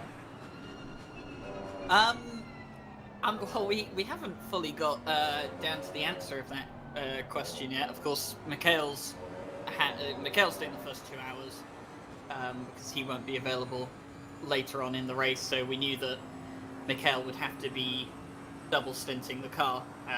As for who's going to get in the car next, it's probably going to be me, considering the fact that Fabs is doing spotting at the moment for Mikhail and kind of just, you know, being the voice in his ear at that point in time. I'm just getting lunch at the moment to prepare myself. So I think I'll probably be hopping in next, but it's going to be an interesting situation to take over from, because I think coming into this race starting P5, we were kind of hoping, well, you know, if we can maintain that, then that'd be great. And obviously at the moment, Mikhail sitting P2 is quite nice, but obviously there's still a long way to go in the race, 6 hours, 40 minutes to go, so a lot's going to change. Fans and I know that we're not as quick or as consistent as Mikhail is, and we do have to be careful about the warnings, but I'd say that we're looking forward to getting in the car, and I think, judging by how we've split up the team spotting strategy and stuff so far, I think it will probably be me in the car next. But by the way, people in chat, inquiring minds must know, what does Ryan Gill eat right before jumping into a long stint in an endurance race? So I have a sandwich at the moment with... What's on the sandwich?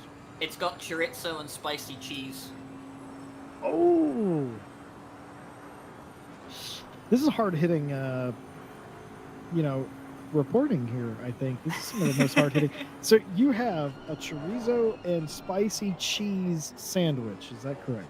That is correct, and I've got a pack of crisps ready salted for good measure. So what are you washing that down with? I just have some. I think it's just some off-brand form of 7-Up or Sprite, whatever's in the fridge. Oh, I see. Some form of off-brand fizzy drink. Hard-hitting journalism right here in the RRC 8 hours of Imola. That's interesting. Whenever we were starting this broadcast, I was eating something myself, but mine was in nugget form, if that gives it away. Yeah, well, I mean, we had we had a few laps earlier on because Mikhail kind of was a bit unaware of time and when the race was starting. He thought the race might have been starting a bit later than it did, so whilst he was out on an out lap for his practice, his warm-up before the race, he had to eat a banana, and I think he said that he was going to see how quick he could eat a banana at his first pit stop during the race. I'm not entirely sure how well that went because I'd already gone off for lunch by that time, but I know that we're keeping ourselves well fed and hydrated here in the 799. We talked to Schmedberger earlier, and we think that you guys have a pretty darn balanced team.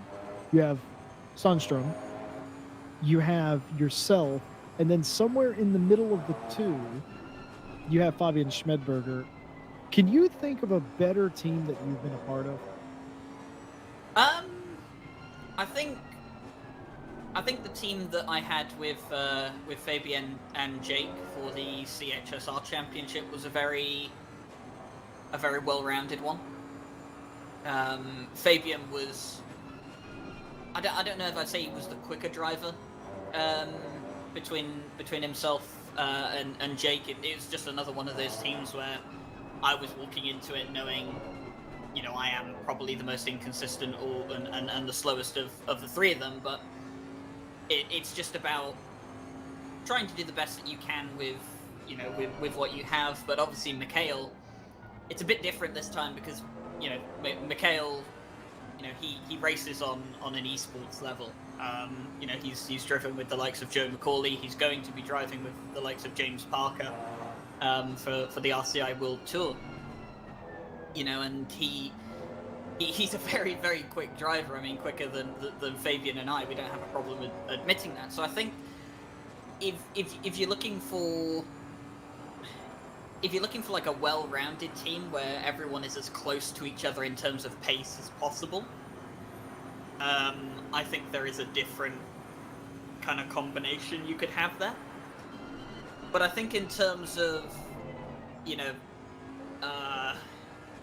trying to find the word for it. Maybe not chemistry, but in terms of, you know, three guys wanting to get together and, you know, just go out endurance racing. Obviously, Mikhail, he does plenty of it as is, so of course he's a great fit for that. And Fabian and I have pretty much come to the conclusion that we just enjoy endurance racing way more than we do single racing or single driver championship racing, just because it doesn't have it just doesn't have the same pressure, the same kind of teamwork feeling that it has. So I think if the answer to the question is there 3 people that probably enjoy endurance racing more that you could get together? Maybe. Maybe there is, but I kind of get the feeling that we're very happy with the team setup. Well, eagle-eyed viewers of the stream and in chat have pointed to something quite incredible here. Mikkel Sundstrom is catching Van de Kokelt right now. It's still quite a bit of a gap, but last few times around, Mikkel Sundstrom has been quicker, and in fact, a few laps ago, Sundstrom ran a 42.2, which is only about a 10th off the fastest lap of the race so far. That was by Van de Kokelt. So in addition to being quicker, and in fact, that time around, Van de Kokelt ran a 43.1, Mikkel Sundstrom ran a 42.7. So hopefully that helps you understand what they're seeing and what we're seeing on the timing screen. So going a bit quicker now, lightning lap times. Did you guys make any changes to the car in the pit stop? Not really. Probably only just tire pressure adjustment.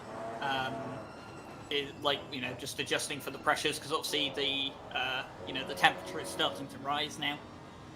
Obviously we have starting at, I think it was 10 a.m. Is when the race started, so we were kind of expecting the fact that we will have to change the pressures over the course of the races. Obviously it's going to get quite hot towards probably 1-2 o'clock in the afternoon, but I mean, in terms of the setup, we have a very solid setup. It's pretty much the same setup I think that Mikhail used for the 9 hours of Imola that we ran here at RCI, the one he ran with Guglia and Joe McCauley. And I think there's just been a few extra tweaks in there to get Fabs and myself a bit more comfortable with it. But it's a very good setup. It's very comfortable. It's apparently very good in the wet as well. Sebastian Brunier coming back into pit road. This is not a scheduled pit stop for this team. That nowhere near the end of their scheduled time. Had to check in on why they have returned to pit road so quickly. They've only been out there about 24 minutes, but they have come in. They are doing a pit stop now. And they I didn't just see them switched to Tom Roberts, actually. Okay. I see. I don't. If that is a strategy, it is beyond me to understand it. I'm wondering. I mean, I feel like usually when something like that happens, it's gotta be either Brunier was planning on taking another stint, and maybe he's getting like a mechanical issue, or just some scheduling issue they had to fix later in the race. But I mean, it was a normal stop. Yeah. If not quicker, because they didn't have to put all the fuel in the car. So, I mean, if it was a driver swap, then it was 30 seconds. So they could have taken new tires as well, potentially. But maybe it was fuel miscalculation, or I mean, dare I throw Fabian under the bus? Did Seb forget to put fuel in the car? Potentially. I think maybe, because I've had that happen to me before in an endurance race where I've had someone forget to put fuel in the car. So maybe we'll see. I think Jesse's gone to go find out what's currently happening. Yeah, he ran out the door and he was just like, "We need answers now for this. This is really interesting I've never seen Jesse Lee move that quick, Nick. I think that's faster than he's ever gone around track." Yeah, I mean, faster than me at least. That was pretty impressive. The chair was still spinning when he came back in, but here he comes now, Jesse. That was an impressive sprint out the door, I gotta say. I used to play football in high school. So here, and the kind with the shoulder pads, not the kind with the everybody gets an Emmy for acting. So here's the thing. I had to go down there and just ask. I was like, "Hey, that seemed odd, but there's nothing off on the stop." Interesting. Somebody in chat here mentioned, yes, that he was having game issues yesterday. Well, unfortunately, that has cropped up again. Sebastian Brunier lost all in-game sound, and when you race in VR, and Seb races exclusively in VR, that's a problem because you're listening for engine note cues when to shift and stuff like that. He had no sound, so he had to get out of the car. He had to put Tom Roberts in and drive while he figured out his issues. So that is the issue. We believe, and he believes, Seb does, that he's able to fix the issue and get back in the race. I don't know if that was the exact issue he had yesterday, but one way or another, they had a contingency plan. They executed that. Nothing wrong with the car, guys. It's a very strange situation to have. No audio. I can't ever say in my entire sim racing career, if you want to call it that, I've had a ton of issues, but never that one. Never where the sound just didn't exist all of a sudden. I think oh man, why is everyone thinking we're playing Dirt Rally 2.0 today? Because we're not, and the asphalt has more grip in it than the blades of grass. Well, Tom Roberts will take that position one way or another.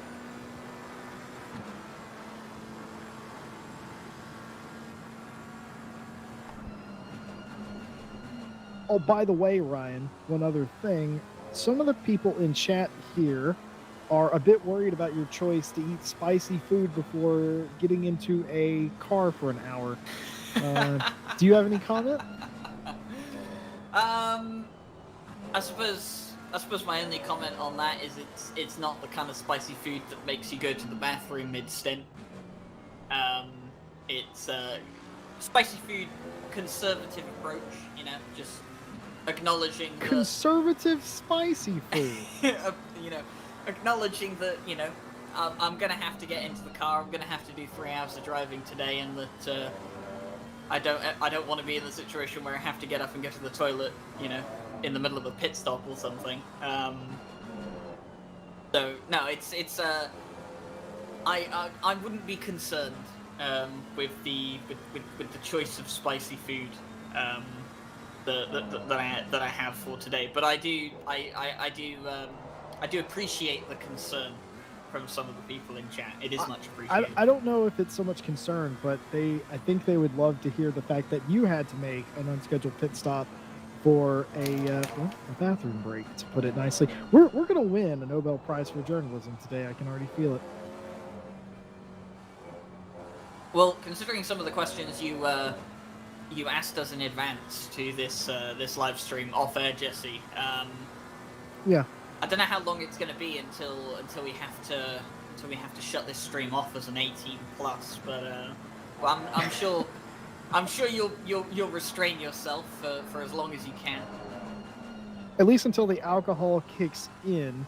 But they're calling you Ryan Spicy Gill in chat right now. I think I'm going to go with that myself. But something else interesting happened pre-race today, now that you brought it up. The RCI teams talked to one another and asked if you were cutting each other slack or you were going at each other. And unanimously you agreed to go at each other. Yeah, I think, I'm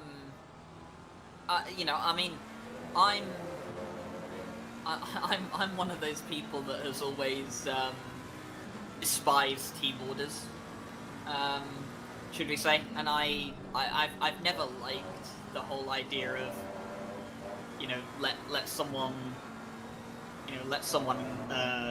through because they're quicker than you, and I mean, if it's something like a championship is at stake, I think it's a bit more understandable. But for stuff like one-off events, we're all trying to do the best that we can. But I don't think any of us want to be given places, or at least not given a place just because we have a personal relationship towards a particular person in another car. So I think.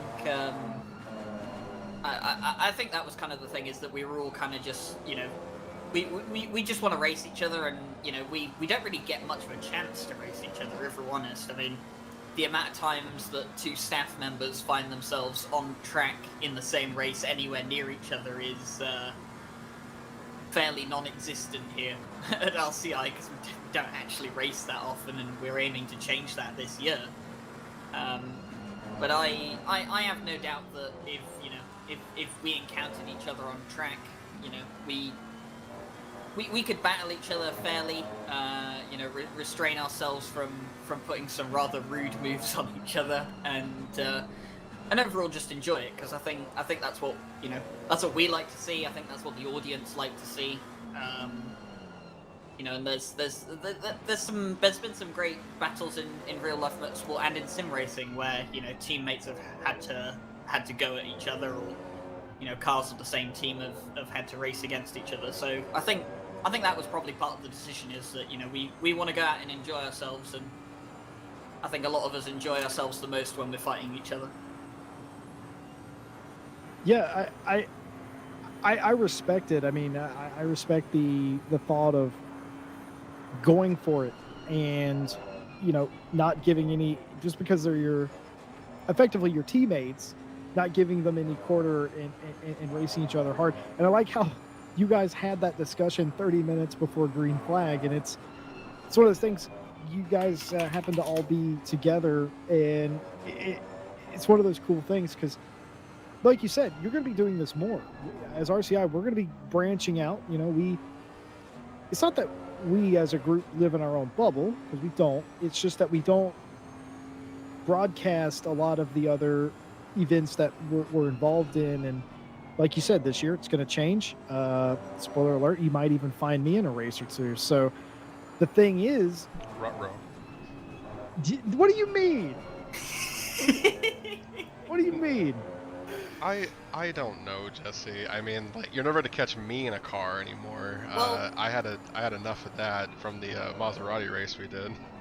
Well, I mean, Nick. Jesse, do you want to let people in on a team combination that almost happened last year?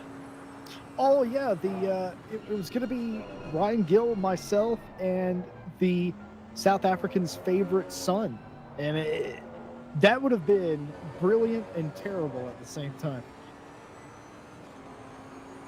That would have been an 18+ stream for sure. I mean, that profanity point of going view, on in that team chat. Yeah, you might need to make that an 18+ stream, but I mean, it probably would be hilarious. Also, to answer your question from earlier, Jesse, about who do you think is getting in the car next, I've just had a slight discussion with Fabian, and he wants to take over next, so Fabian's going to be getting in the car after Mikhail's done today. Yes, so this is the last time Mikhail Sundstrom's going to be in the car all day. That is correct. He's going to be finishing in probably about 25 minutes time. 25-30 minutes time, and then he's going to be handing over to Fabian, and then of course Fabian and I are just going to be alternating between each other for the next 6 hours. We'll do 1 hour each, just alternating. Neither of us want to really double stint today. I don't blame you. I got to ask, how do you feel today? I mean, I asked some of the other drivers. I didn't get a chance to ask you. How do you feel? Do you feel in fine form, or is this you treating this race as sort of a warm up for your season, your year? It's kind of interesting. There's a very kind of amusing and strange answer to that question, which is that this race for me is kind of a force yourself to learn, a new style of racing, a new way of managing how I race. So I managed to pick up some new pedals over the winter holidays, and I've got some Fanatec V3s now. I've been learning to get used to those. Still not 100% comfortable with them yet, but I figured that the best way to get comfortable is to force myself to use them. And obviously this 8-hour race, I'm going to have 3 hours of driving with them today. So, there's no time like the present to get used to some new pedals. And as well, I think just physically, for me, this year I want to do more racing. And last year I was kind of limited a bit by health conditions as to what I could participate in.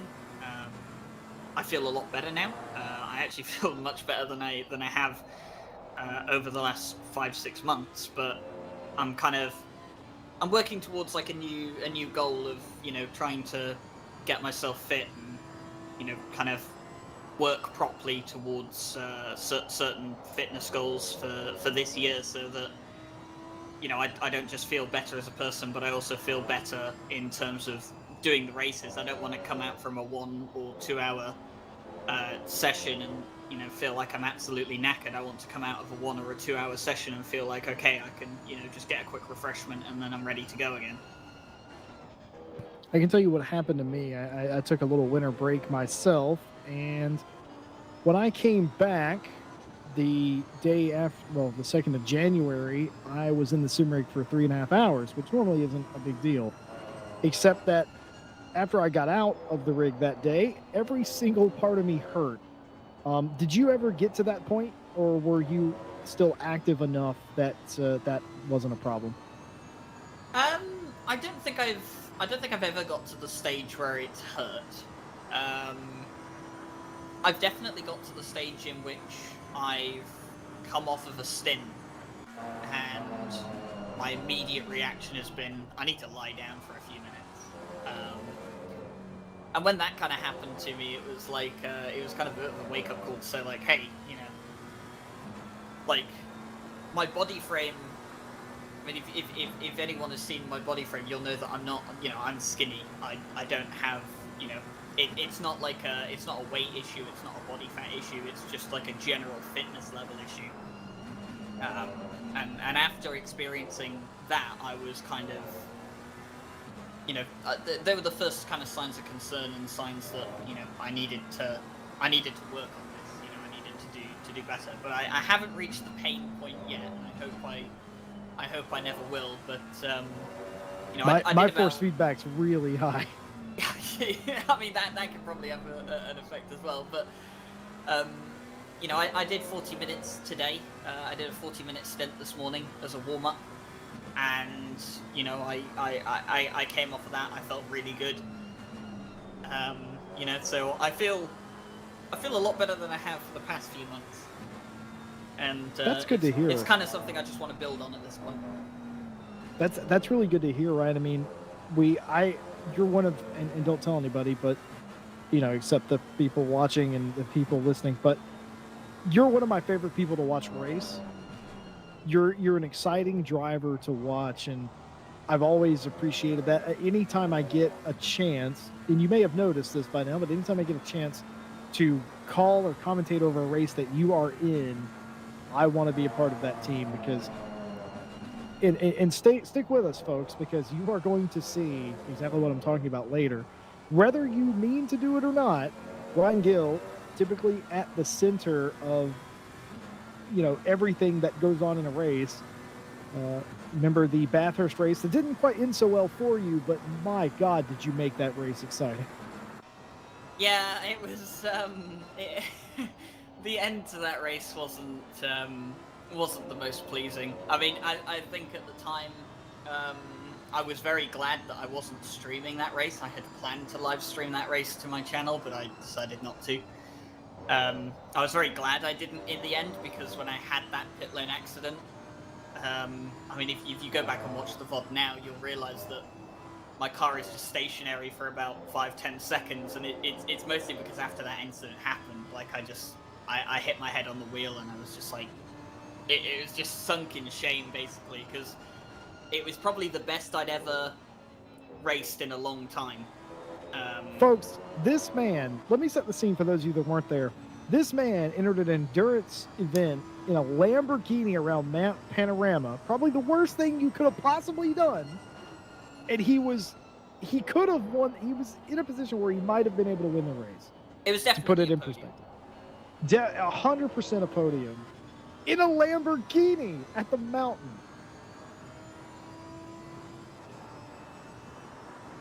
But that's what I'm talking about. You have that ability to make these very special moments in cars that I normally wouldn't expect. And even going back before that series that you entered in, what was then not the best car to be in, the Ferrari 488, in comparison to some of the other cars, racing inside the top 10 and the top 5 in other series that you participated in was always really crazy, because you were out there fighting with cars that I know for a fact should have been able to, beat you, but you were able to race and beat them. So that's sort of the Ryan Gill magic. And I don't know why it's you, but it's always you. By the way, getting an update from Sebastian Brunier about his audio issues. Turns out it was just ACC. Everything else, including his team communications, all working fine. It was an ACC issue. I believe he got it sorted with a restart of the sim. But either way, it caused him to get out of the car, and that put Tom Roberts in the 769. Tom Roberts has had an adventure so far. He's dodged wrecked cars. He's dodged cars that were thinking about having a crash, and he's dodging cars that are trying to crash into him. So far, he's driven up to 25th place. Thinking about getting more, though, into the hairpin. Can't quite pull it off, but he is on the march back through the field. So if you needed some good news, Mr. Brunier, for the 769 is Tom Roberts. Not only is he back here at RCI, he's back behind the wheel, and he is making up positions.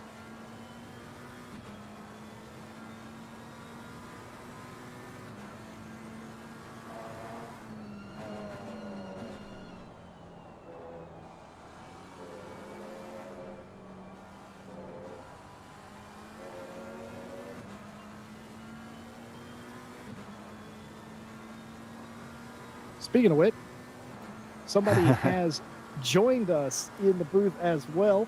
Pull up a stool, Sebastian Brunier. Seb, I came into your box and I talked to you about it, but in your own words, tell the folks at home exactly what happened that caused you to pit halfway through that stint. After a bit complicated first stint, because the start was a bit scary, and then I had a good pace. And I had some clean air beginning of the second stint, and I made up all my position lost and even gained a few. I was flying, and suddenly ACC decided it's a little too easy. Now let's make it without the sound.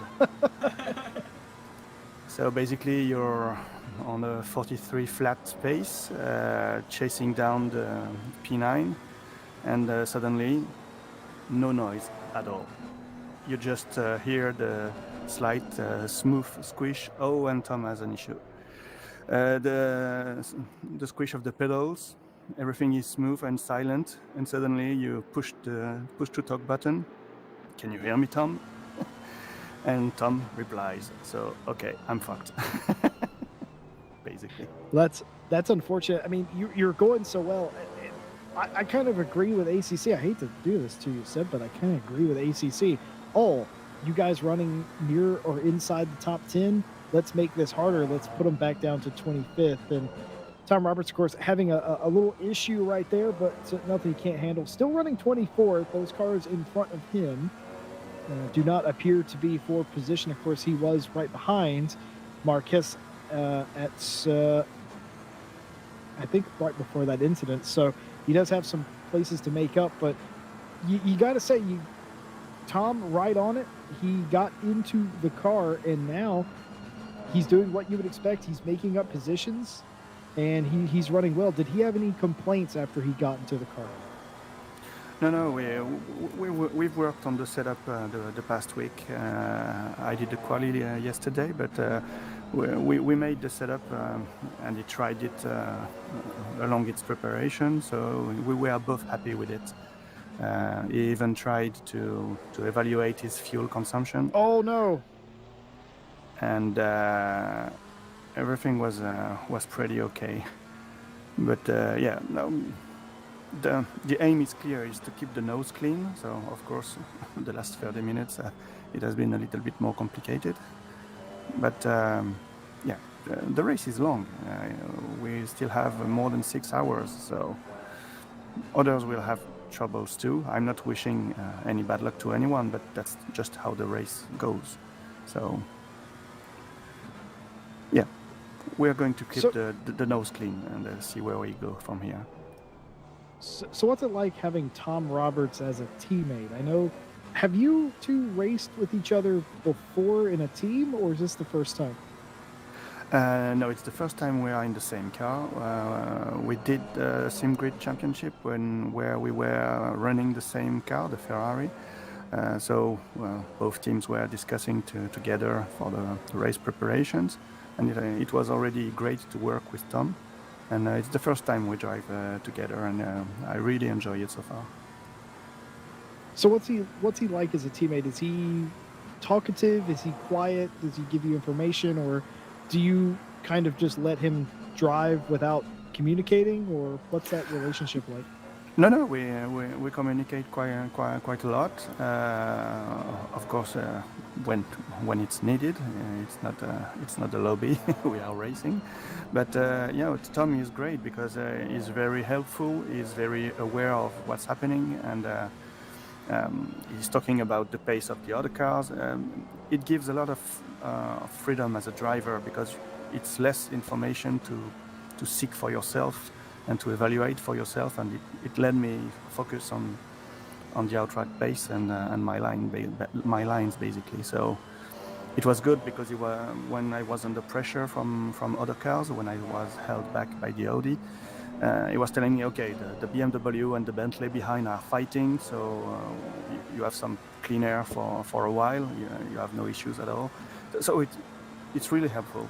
He's really a good crew chief. Well, your OVRC friend and teammate, Mark Whitford, is in the chat. He's asking, does Tom complain more or less than Mark Whitford does? Oh, it's completely different. Mark can boil sometimes, but he's also a very good teammate, and he's fast and he's damn fast. I'm more the slow guy with Mark, and here it's a bit different. We exchange role a bit. I'm slightly faster than Tom, but no, none of them are complaining.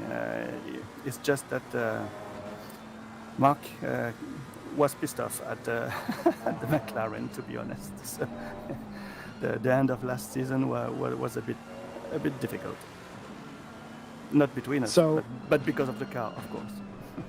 So we got a lot of people in chat who are hearing you for the first time. They're very familiar with your racing, but they've never heard you before. I would consider that a privilege because I get to talk to you most weeks, but they're hearing you for the first time, and they want to know when they can get some Seb Brunier ASMR CDs, because they love your voice and how calm and soothing your voice is. I can imagine as somebody who's helping your teammate in a race, hearing your voice would be the best case scenario because you have that very calming effect on people. Thank you. Unexpected, but yeah, thank you. I take it. Yeah, but the idea is not to get on our nerves. To be honest, being as calm as possible and reacting on facts and not emotion. Although I can be fueled by emotion sometimes. I've been caught on that, but yeah, being calm is essentially the best strength for endurance racing, because you need to race on the long run.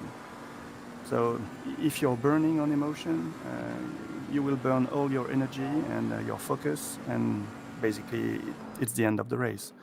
So yeah, being calm, thinking about the time that is left, and go from there. Doing the job, keeping the nose clean. That's the only thing that counts in the end and makes position.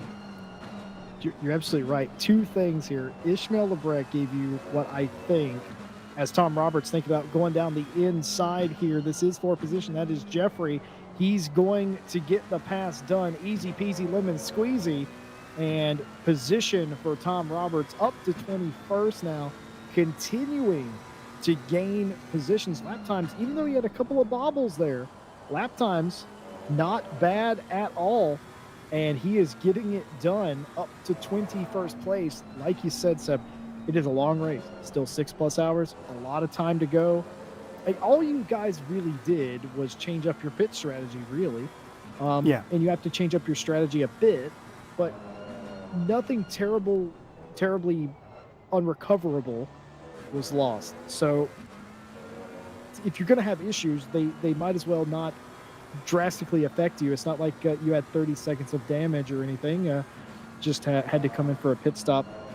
We can all commiserate, and we all did in chat, about how difficult driving a car would be without the auditory response, especially a race car. You're certainly expecting to hear your vehicle and to change gears and stuff like that. I just wanted to bring up something Ishmael Lebrec said about you earlier. He said Seb Brunier has the voice of an angel. Ooh. Wow, that's high praise. In addition, we talked about Mark Whitford, and he's in chat too. He says he's never going to drive the McLaren again. Is that true? Are you going to continue to drive the McLaren? Are you two going to be partnered up again at some point, or are you going to have to select a new car? What's going on?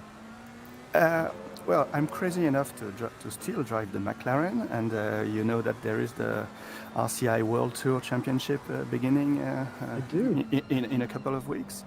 And so I'll be still driving the McLaren there, but Mark will be driving the Audi. So I think it shows another poison.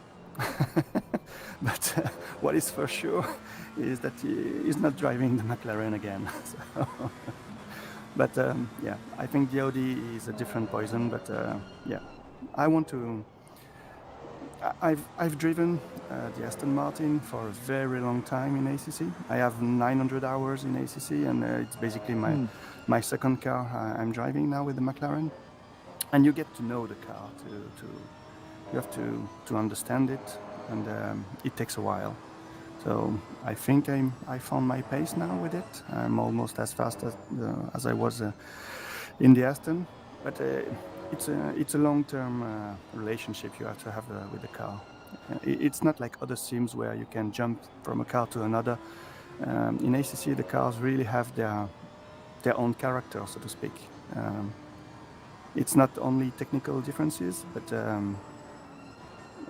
it's almost like a personal relationship with the car. You get to know it.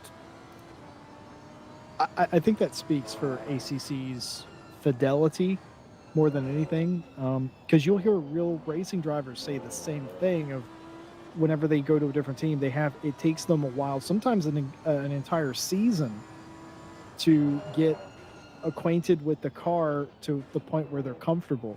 And if anything, I feel like that speaks more to ACC's sim-like ability and its fidelity, that is the case here. Ishmael Lebrec reporting in chat that they are on 3 warnings for track limits. Mia Swenson is in that number 3 Lamborghini on board here for Triple R. So we believe if they get one more track limit violation, that will result in a drive-through, and that is definitely not something that this team wants.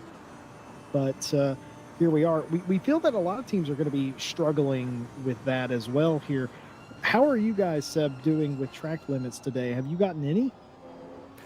Until I gave the wheel to Tom, we were at no track cuts, so that was nice. I believe Tom, what I'm looking at, is in the same shape, so no track cuts so far. And just to reply to Mark's comment, no, I'm not loving the McLaren more than you, Mark. You just decided to drive the Audi, and I don't like the Audi at all. I just don't want to drive it. Oh man, we are Sorry, breaking not to- up a power couple. Not to bust in real quick, but Tom Roberts just picked up a 5-second penalty for causing a collision from the stewards. Ooh, Yeah. I don't like to say that you hate to see it, but you do hate to see it. But I mean, look at how many positions he's picked up while he's been doing that. So, I know. In chat, he's been the mailman Roberts has been just sending it into corners, taking these positions back, trying to fight this McLaren back into position. lick the stamp. Yep, lick the stamp was also said. So the crowd really cheering him on. Tom Roberts holding on to 20th position currently, but yes, he will have to serve that 5-second penalty at his next pit stop. So All things considered, not the worst thing in the world. Not only does he have a 5-second gap to 21st, you know, there's cars that are going to pit on this cycle that are going to have 5 seconds of damage they're going to fix too. So it's not the end of the world. Is it a minor setback? Yes. Would you prefer not to have a 5-second penalty? Yes. But again, I feel like the stewards here at the Real Racing Club, they're being very generous. I know a lot of RCI stewards that would be less generous, but I think they're very uniform in their tactics, and I think they're getting their message across here, which is the point. And you know, 5 seconds, it's not enough to take you out of the race. So Seb, I'll ask you: Are you at all concerned now, knowing that Tom has a 5-second penalty on the pit stop? Does that change your strategy or your mentality when you get back in the car? No, not at all. And to be fair, with the issue I had and this early pit stop, we know that we will have to do another stop. So the pit stop strategy is already quite messed up because of that issue. And 5 seconds standing still in the pits, that's nothing. What is not good is when you get some serious damage. Because it affects your pace during your whole stint. 5 seconds, okay, it's not good because we don't like to cause any trouble. But if we deserve it. That's all, and we will serve it, and it's like that. Yeah, that's racing. I hate to touch a car, and I think Tommy is quite the same. But sometimes it happens, and in that way, rubbing is racing. Although I cannot say how much I hate this expression that is often misused to justify contacts. No, I agree. I mean, not every scenario is a rubbing is racing thing. By the way, if you wonder why Ishmael Lebrecht disappeared from the chat, that is because Mia Swinson has brought the car down pit road for their scheduled pit stop, and Mr. Ishmael Lebrecht has gotten back into the car. So he has disappeared from chat because he has reappeared in the driver seat of that number 3 car. And they are, again, we believe, according to that team, Triple R, on their last warning for track limits before they get a drive-through. Now, that's the more devastating thing, Seb, I believe, is getting a drive-through penalty. 5 seconds, not bad. Drive-through, that's 30, 40 seconds lost. Yeah, exactly. And not only because when you're getting some track limits warnings, it's because you're pushing the car really hard. So anything can happen from there. So what you gain ultimately is completely cancelled by the drive-through. So it's not worth it. It can jeopardize your race completely. So that's why with Tom we decided that we don't have the alien pace of Ishmael and some other drivers. We have a decent pace, a solid one, and we prefer to stay on the black stuff, safe, the whole race. And in the end, I think it pays off. So very level-headed approach over there with you guys in the 769. I must say, you guys very calm, very cool, collected, and you just go about your business, and it's always nice. Of course, Tom up to 19th now, as he continues to gain He's doing positions amazing. and time. Yeah.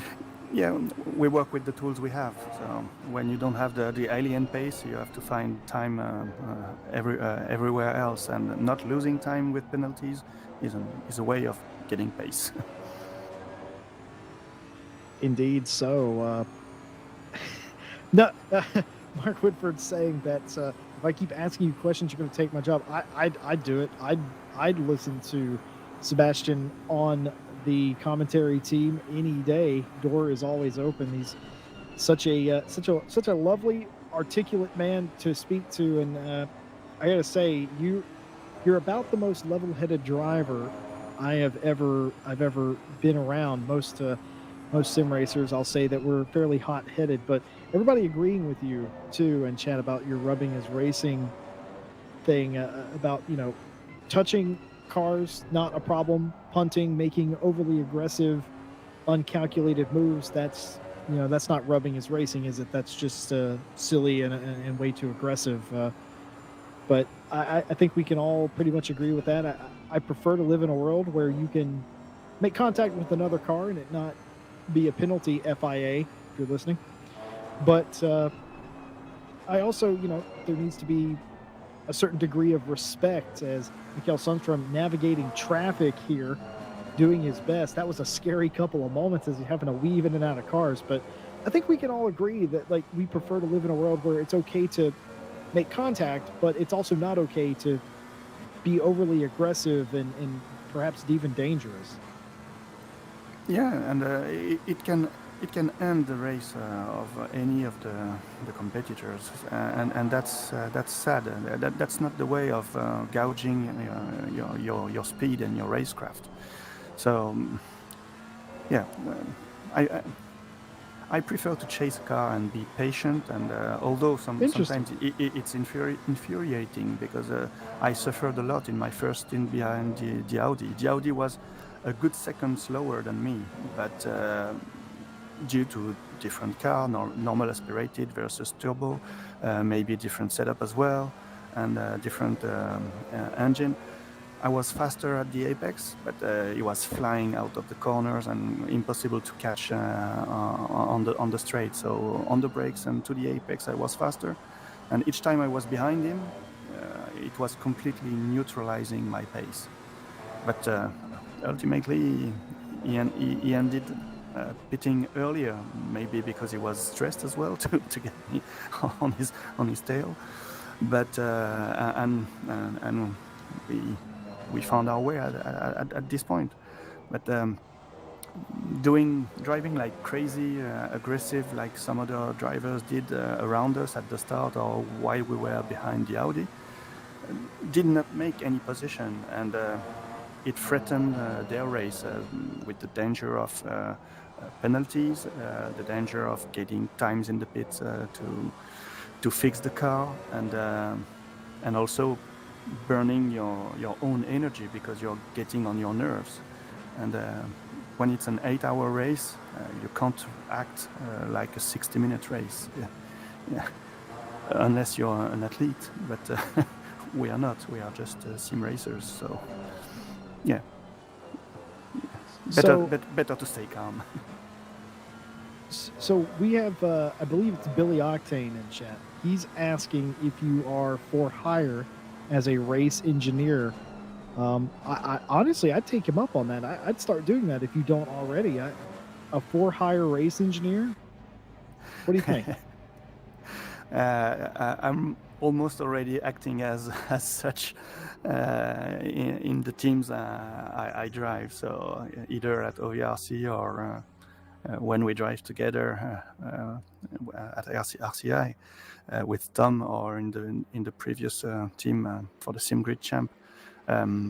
I'm really so much interested in the engineering side of racing, building setup and doing lap after lap after lap, looking at telemetry and finding the patterns to improve the car, looking at tire wear, looking at fuel consumption. This is something that I understand the business of selling setups, but for me, I'm losing 80% of the fun. So I love racing. I wouldn't trade my place behind the wheel for anything. But I enjoy driving only as a gift after the hard work, and it's a whole package. Just driving, it's not the same taste and not the same reward in the end. Well, Mikael Sundstrom has ended his day in the 799. He has made his routine pit stop and has handed over the car to Fabian Schmedberger, as Ryan Gill said earlier would happen. Seemed like that stop was fairly mundane. And interesting, the 799 was leading laps right there as the cycle of pit stops continued. Of course, you may be worried that Seb's still here. Well, that's because they are off sequence. They'll be pitting in another about 15, 20-ish minutes, I would say. What do you think? Yeah, and we planned to double stint, so I'm going to hop back talking to Tom just to know if he's comfortable following this strategy. But we wanted to do 2 double stints and then alternate for the remaining stints. So I have to check if he's still okay for that. Excellent. Well, ladies and gentlemen, Sebastian Bernier of the 769 RCI Motorsports Blue team hanging out with us here today. For those of you that heard him for the first time, yes, he does have a heavenly voice, and yes, he is one of my favorite people on the planet. Oh, thank you. Talk to you later, guys. It was a pleasure. Good luck and see you later indeed. Nick Setnick has been sitting here while we've been talking, and he has been lighting up chat with one-liners. Nick, what do you have to say for yourself? Well, you know, if you give me enough time, I will just start delivering one-liners like Tom Roberts has been delivering the mail since his stint started. He's up to 14th place now. Tom the Postman Roberts. I mean, I think that's gonna stick like a stamp. You know, it's I think that's permanent now. But I mean, yeah, like was stated, just his consistency and his pace since he got in that 769 RCI McLaren. I mean, he's just been cooking across this particular stint. Well, he's either a mailman or an undertaker because he just keeps burying people, and that he doesn't care he has a 5-second penalty. He doesn't care that he made contact. He doesn't care that the thing may be carrying a tiny bit of damage from an earlier incident. Tom Roberts' return to RCI and return to endurance racing is, I would say, even if it goes downhill from here, it has to be categorized as a success. He's gained about 11 spots. Now, some of those are due to the pit stop, but I think he might have done 6 or 7 of those on his own merit. So he's done really well. We'll see once they pit in another 15 where exactly they are, but I think it doesn't matter. I think they're still going to be inside the top 20, maybe 20th.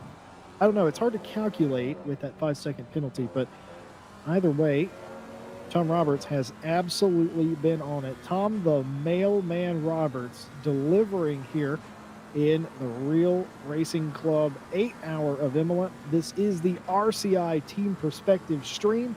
We're happy to have you guys with us. We hope that you're enjoying this very different stream that we are doing today. It's a little bit more relaxed. I'm not wearing a collared shirt, for instance, and pretty sure Nick Setnick not wearing pants. You know, I actually did slap some pants on this morning. It was a little cold here. Unlike the track out here at Imola, I was just looking up. Nice and segue. I just Let me just tiptoe past that little comment. The track temp's up to 35 C, so that's 5 degrees hotter than when we started. Tom get- Roberts. That wasn't for position, but it was scary. Go on, sorry, Nick. No, it's all right. It's all right. The McLaren's been kicking out on him actually a little bit. We caught that on stream a little bit earlier. He kind of fishtailed his way out of a couple corners and managed to save it pretty nicely.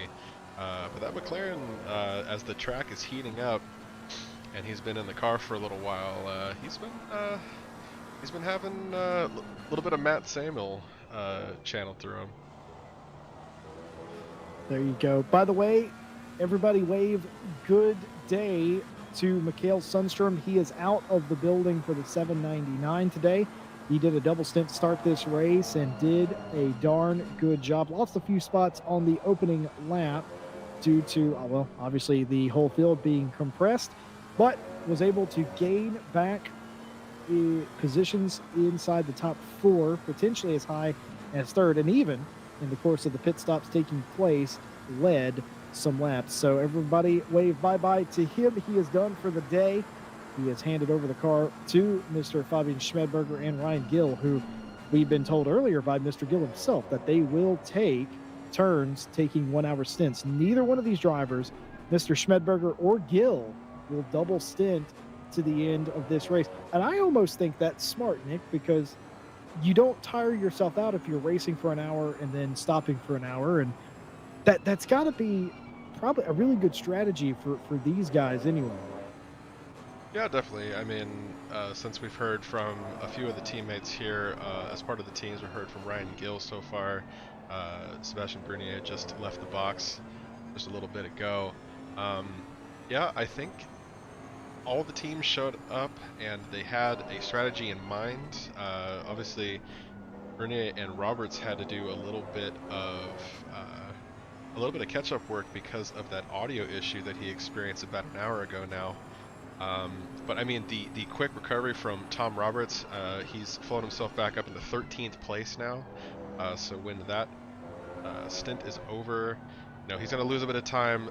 Has to serve that 5-second penalty he picked up for a minor contact that he caused from the stewards.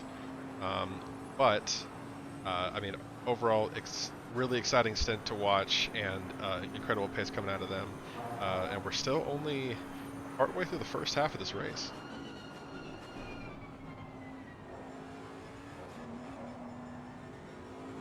Yeah, we've got a lot of racing left to go here. Still nowhere near the halfway mark, and if you've had minor troubles or tribulations to this point, it won't be that big of a deal. We're talking to both of our teams in today's race about that, and they're not really concerned about 5-second penalties or minor damage, stuff like that, and simply because it's a long race. And even if you have, still like Tom Roberts does in 13th now, by the way, he has a 5-second penalty. Seb, it doesn't really matter. A 5-second penalty, way better than a drive-through. And if a team like the 769 are able to keep their nose clean and keep their car on the track, they will stand to gain and keep the pace up that they have, which their pace is pretty darn good. They will likely benefit from a lot of these people that get drive-through penalties, potentially even a second one by the end of the day.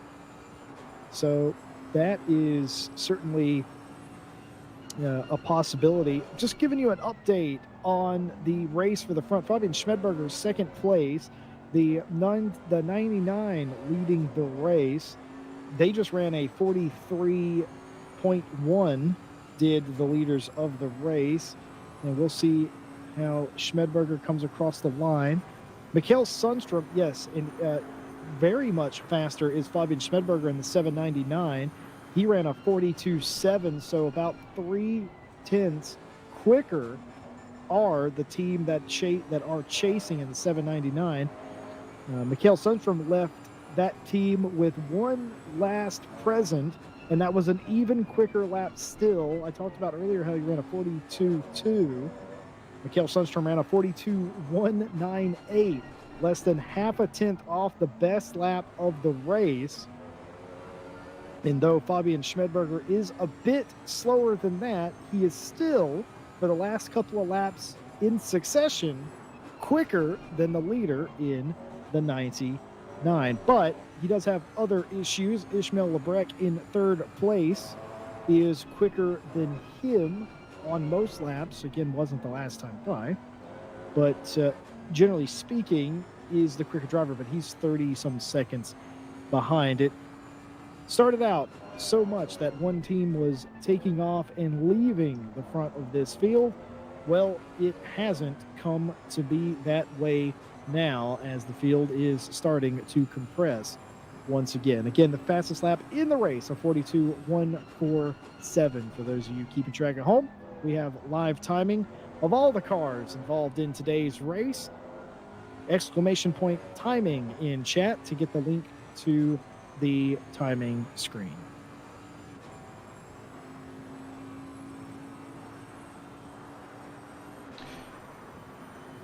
It's also worth pointing out the pit times. Looks like on the last time around, the 99 got out of the pit just a little quicker. I think that's actually the fastest time that's been posted all day, a 1:17 out of the pit lane. And I believe that was even with a driver change, so like that was a very quick stop from them. With Schmidberger getting in the car with a 1:18.4, so they lost about a second in the pit stop. But that has not stopped him from keeping up the pace. Schmidberger in the 799, holding it down really, and it's been a couple tenths each lap. Oh, this is scary. Oh, I don't like this, Nick. Schmidberger coming out the outside and just getting around those blue flagged cars, actually. This is definitely a point. Yeah, it's definitely a point for me if this was my team, where I wouldn't even dare to breathe if I was watching my driver trying to navigate traffic like this, that are trying to race each other for position, which is fair, but also you're quicker than them and you're trying to get by them. It's definitely a heart in your throat kind of moment, where you're just, praying to whatever deity you believe in. And in some cases, you all of a sudden find religion in those cases, where it's just like, oh, please don't let this go wrong. And obviously, Fabian, very, very methodical in his approach, gets by them both, no harm, no foul. But again, that is sort of what caught up the leader early in this race, wasn't it? With Kokelt, where he was just passing a lap car and got spun out, and that changed the complexion of this race. And now nobody has a clear-cut path to victory here today. They're all fighting for it. It's unfortunate that he got spun, but it leveled the playing field to now we have about 3 contenders that look like they could all win this race. Yeah, the podium battle, even coming into the end of the first half of this race, I mean, the podium's going to be a battle all the way. It wasn't as signed, sealed, delivered as it was before, with the 99 getting that early lead, and it looks like Schmidberger is actually at a 12-second gap now, which seems to be fluctuating a little bit. On the last lap, actually, this is interesting, the 99 picked up a lot of time, and Schmidberger ran a 1:44.9, which is quite a bit slower, so he lost a lot of pace. It's that traffic, lap. Nick. Yeah, it's that traffic. Yeah. It's so I mean, that's going to be a lot of the advantage that he's been fighting for, and that traffic might have just held him up just enough to lose it. So now he's back to that gap that he was at. We'll know at the end of this lap. It's a good point of comparison that you brought up there, because I assume it was traffic, because they were side by side in front of him, and he had to go around the long way, which you could lose a second in one turn just having to take a different line than you normally would. So we'll know at the end of this lap if it was traffic related. It doesn't look like he's losing any pace at all. So yeah, I assume it's all just traffic, but we'll find out here in just a second. But what an incredible race it has been so far for, I mean, everybody in particular. Oh, a car off in front. Hopefully they stay wide. They do. Fabian Schmidberger takes the normal line. That's something I've always struggled with, Nick, staying calm in times like that. Yeah, I mean, that's, I mean, of many reasons, one of the reasons why I like to just work the cameras rather than race is because I get easily flustered. I mean, there's so much to think about when you're driving and you're trying to keep up your pace and stay on the track, and all that takes time and a ton of skill, and that's something that maybe people that don't sim race don't know, is that maybe it doesn't appear like there's a lot going on, but when you're in the driver's seat, there's so many calculations that you're thinking about, and you have to think about your line and your pace and who's around you, and if you're lucky, you're in a team race and you have a spotter helping you out. But I mean, there's just so much you're thinking about, and there's so much to process, and you have to stay calm on top of that, where in other games, other sports, like you kind of just run the adrenaline kick and just kind of put it into the highest gear and just fire through it. But in sim racing, more often than not, it's more the patience that gets you to the end of a race, because you have to hold that line and you have to be consistent, and that matters more than a daring move or a particular strike or something in some other sports. Yeah, I'm actually having a little fun here. I'm attempting to figure out how you pronounce the name of the leader of the race, and I've been avoiding it to this point because I didn't want to make a mistake. Are we about to hear your famous impression of it? Well, Something like that. Soon to be famous, we'll see. I mean, if you've noticed, I've also avoided it, even though I've read it multiple times, and I'm like, I can probably do this. I can do this. I have confidence, and I just kind of sidestep the point. But if you're willing to make the jump, please go for it.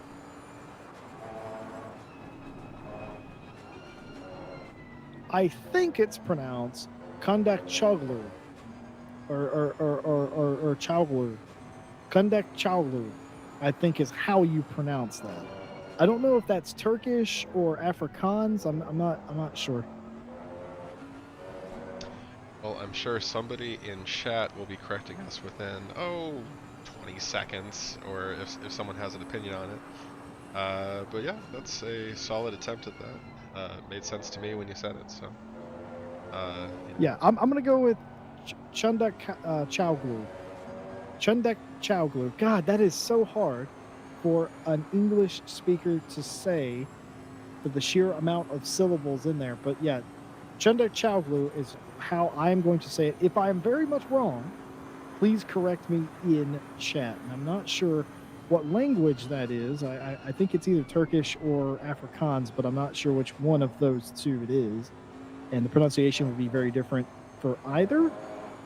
So either way, that's what I'm going with. I do know how to pronounce second place's name, Fabian Schmedberger.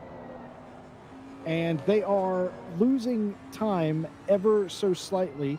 The lap before this one, they lost about a 10th, and this time they gained a little less than a 10th. So pretty much even between first and second, though Ishmael Lebrec in third place, though he is quite a bit of time down, he is by far and away the quickest driver on the track right now. And even on a slower lap, he still beat everybody else by about a 10th of a second. So Ishmael Lebrec coming from third, Fabian Schmedberger and Chundak Chowglu completely even. Yeah, that podium battle is going to just stay heated for, I believe, probably the rest of the race at this rate. Unless... okay, I'm not even going to try. The 99 really holds on to that pace, and I mean, if Schmedberger gets enough laps in a row where he's not caught up in traffic or fighting his own line, I mean, that's could be closing that gap up a bit, and we could be seeing, if the temperature is going to keep increasing, we're at about 12:35 sim time, so it's possible that the temperature could sneak up just a little higher as we get into 1 p.m. and 2 p.m. I would argue, and that might be a little bit of a of a strategy. It's remained cloudy, or partly cloudy the entire race. There was some threat of rain at some point. I know that there was some mention of that, but I mean, it's stayed consistent so far. I mean, do we have any information about that? Like, is there a likeliness of rain in the second half of this race? So, from what I gathered talking to teams pre-race, is that it is possible that it could rain, and some of the teams may have set up a neutral setup that would work well in the wet if it did occur, and they sacrificed straight line speed. So, and some teams went the other way. They didn't expect rain. So, as far as I'm concerned, I think it's a very fluid race and it could go either way. I think it's set up sort of similar to how most of our RCI races are, where it's not scripted and it's just allowed to happen. So I think that led a lot of the drivers here today to come in with compromised setups, fearing that it might rain, because I wouldn't say more often than not, but typically speaking, whenever you allow it to have the possibility of rain, especially in a long race like this, it typically does at some point. Yeah, definitely. I mean, even the slight threat of rain, I think, just adds a lot of strategy to a race like this, where you have to show up and be prepared for it. Because even if it's a small chance, I mean, we're talking less than, you know, say it's like 10%. I'm just throwing out a number, but you still have to be prepared for that. Because if it starts raining and you didn't show up with a setup for that, I mean, almost there goes your race. I mean, like that could be such a serious change, especially going into the second half of the race, as we're watching Tom Roberts now is going to be pulling back into the pits, and I believe there's going to be Sebastian Bruni taking over the 769 McLaren. Yeah, Seb was able to restart his sim and his audio returned. We didn't get a hard answer on why it went away in the first place, probably because Seb doesn't know either, but in any way, he is prepared to get back in the car. Tom will likely be hopping out. And if he doesn't, then we are to believe that the conversation that Seb left us to have with Mr. Tom Roberts ended up with Tom saying that he was in the groove. And he certainly does appear to be in the groove from a racing standpoint. Why would you take somebody out of the car unless they asked to be in that case? And of course, Tom falling down the order down to 20th place right now. Of course, they also had the 5-second penalty assessed, so they have fallen down to 21st place. That's sort of where I expected. That's still a massive gain. And unless I'm very much mistaken, Tom has stayed in the car. I think this is going to end up being a double stint. Yeah, that was actually confirmed in chat by Seb himself. This is going to be a double stint for Tom. He's feeling it, and he's going to continue to send it, because I think that's just what's going to be great for the 769 team. You know, they want to grab those positions back from that audio issue that Seb was dealing with earlier. You know, obviously that was a pretty big hit to where they were. He was almost battling for the top 10 and had to lose a lot of time with that extra pit stop. But Tom Roberts has been really doing well for that team, and I'm sure Seb is sitting in the chat in his ear and keeping him encouraged, and we'll see what he does for a second stint. So on to the leader. We were talking about their name, and we have some theories.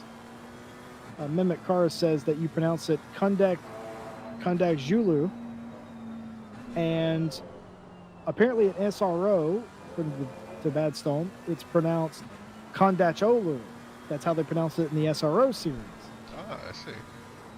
So, and Mehmet Kara either is Turkish or speaks Turkish, and he's saying that C's are pronounced like J's. But again, we can't confirm it's Turkish. I just know that the way that name is structured, it looks Turkish to me. But I can't confirm that. So even still, we don't exactly know. as an English speaker, we will apologize for our terrible pronunciation. And either way, it's, we try our best. I'm going to call him Kondak Chulu. Yeah, I mean, Is what I'm going to go. I think the best thing we can do is just stay consistent. Wow, and, that purple car, way off in the dirt. Sorry, Nick. No, all good, all good.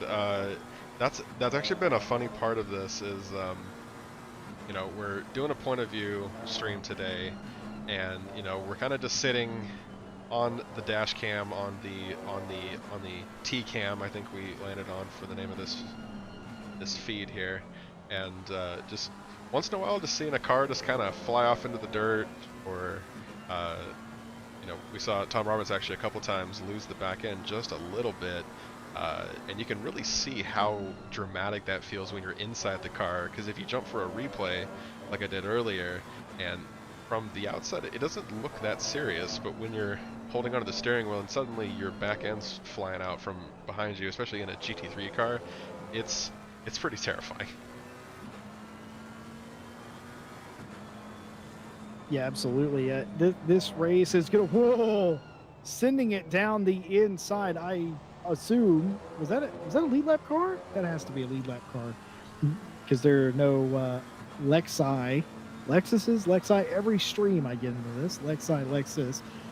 Yeah, that's what's happening here. Tom is letting the cars that are on a different lap than him through. I believe these two will be in a battle with one another. So smart driving by Tom Roberts there, down to 22nd after that stop. But I agree with you, Chet. I think the 769 team at the end of the race, even though they were forced into this strategy, they might have something here in 5.5 hours.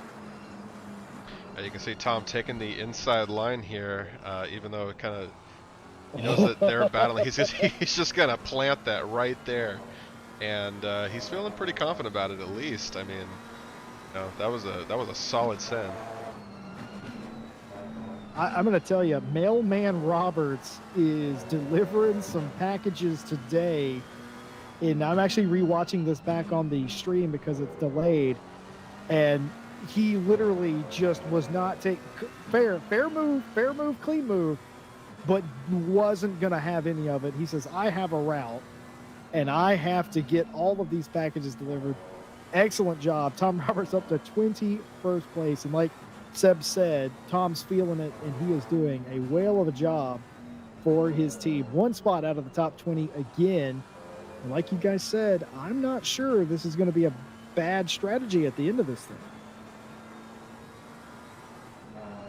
Yeah, definitely. I mean, if Tom Roberts can keep just being the postman that he's been since he got in that car, just keep sending it, I mean, I'm feeling pretty confident he can end up at least back where they were before Seb had his audio issues. I mean, I don't think this is much lost ground. I think Tom Roberts is going to be gaining it back. Just jumping forward a little bit up to Fabian Schmidberger.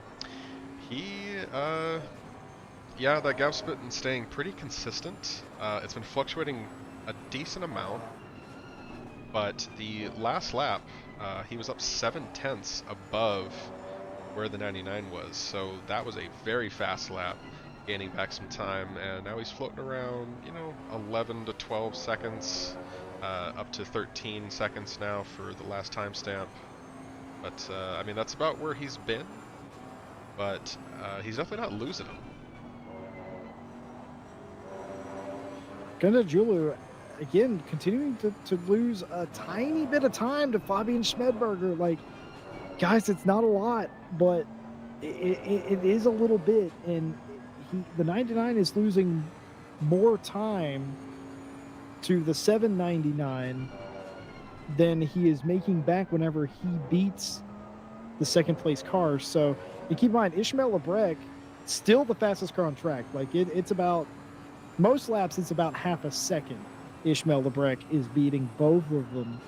Ishmael in third place, the fastest car out there. But again, I'm gonna have to get the calculator out at 5.5 hours to go. Oh, here we go. Jesse Lee is about to do some math on stream, You're gonna much have to to forgive me. most people's demise. But I mean, the calculations are always fun. We can run through the numbers and see where we're going to end up. In this particular race today, we're not fighting for points, so we don't have to deal with that level of math and see where they're going to end up. It's just what they put down on the track for the 8 hours here. But I mean, the pace is there, and honestly, I'm having a lot of fun streaming this because the 799 and the 3, both Schmidberger and Lebrecht out on the course right now, both on the podium, and we've also been having a fantastic turnout from Tom Roberts, who is holding down some solid pace and is going to be fighting his way back into positions, kind of try to break into the top 20 again. And I mean, he did it once before that pit stop. This is his second stint in the car, and we're gonna see where he ends up by the end of it. I'm willing to bet he gets back up to where he was. He got up to 13th position and had to clear that 5-second penalty as well. That was a little bit of a hit, but that hasn't stopped him at all. And we're going to see where he gets up to. I'd say he gets back up to about 15th. Well, folks, it is 5 hours and 19 and a half minutes left in this race here at the RRC 8 Hours of Imola. It's 12:47 p.m. in sim time. The track is a really hot 35 degrees C and almost no wind to speak of. And in addition to that, Tom Roberts has miscalculated the corner there, decides to go straight. Again, not the worst thing in the world. We've seen a ton of cars do that today. No harm, no foul. That's a lead lap vehicle there as well that goes through, so he doesn't even lose a position. So momentary lockup, maybe missed a braking point, but he's all good. But in addition to all that, as you may expect, I have been doing some maths, and you're going to love this because in an hour and 10 minutes at the current pace, not saying that it's going to stay like this because it probably won't, but at the current pace, at an hour and 10 minutes, Fabian Schmidberger will catch the leading car of the 99. At an hour and 12 or so minutes, give or take, Ishmael Lebrecht will have caught both of them. So there could actually be a very intimate battle for the podium right now. Yes, that's exactly what I'm saying. That in about an hour and 10 minutes time, they theoretically will all be over top of each other.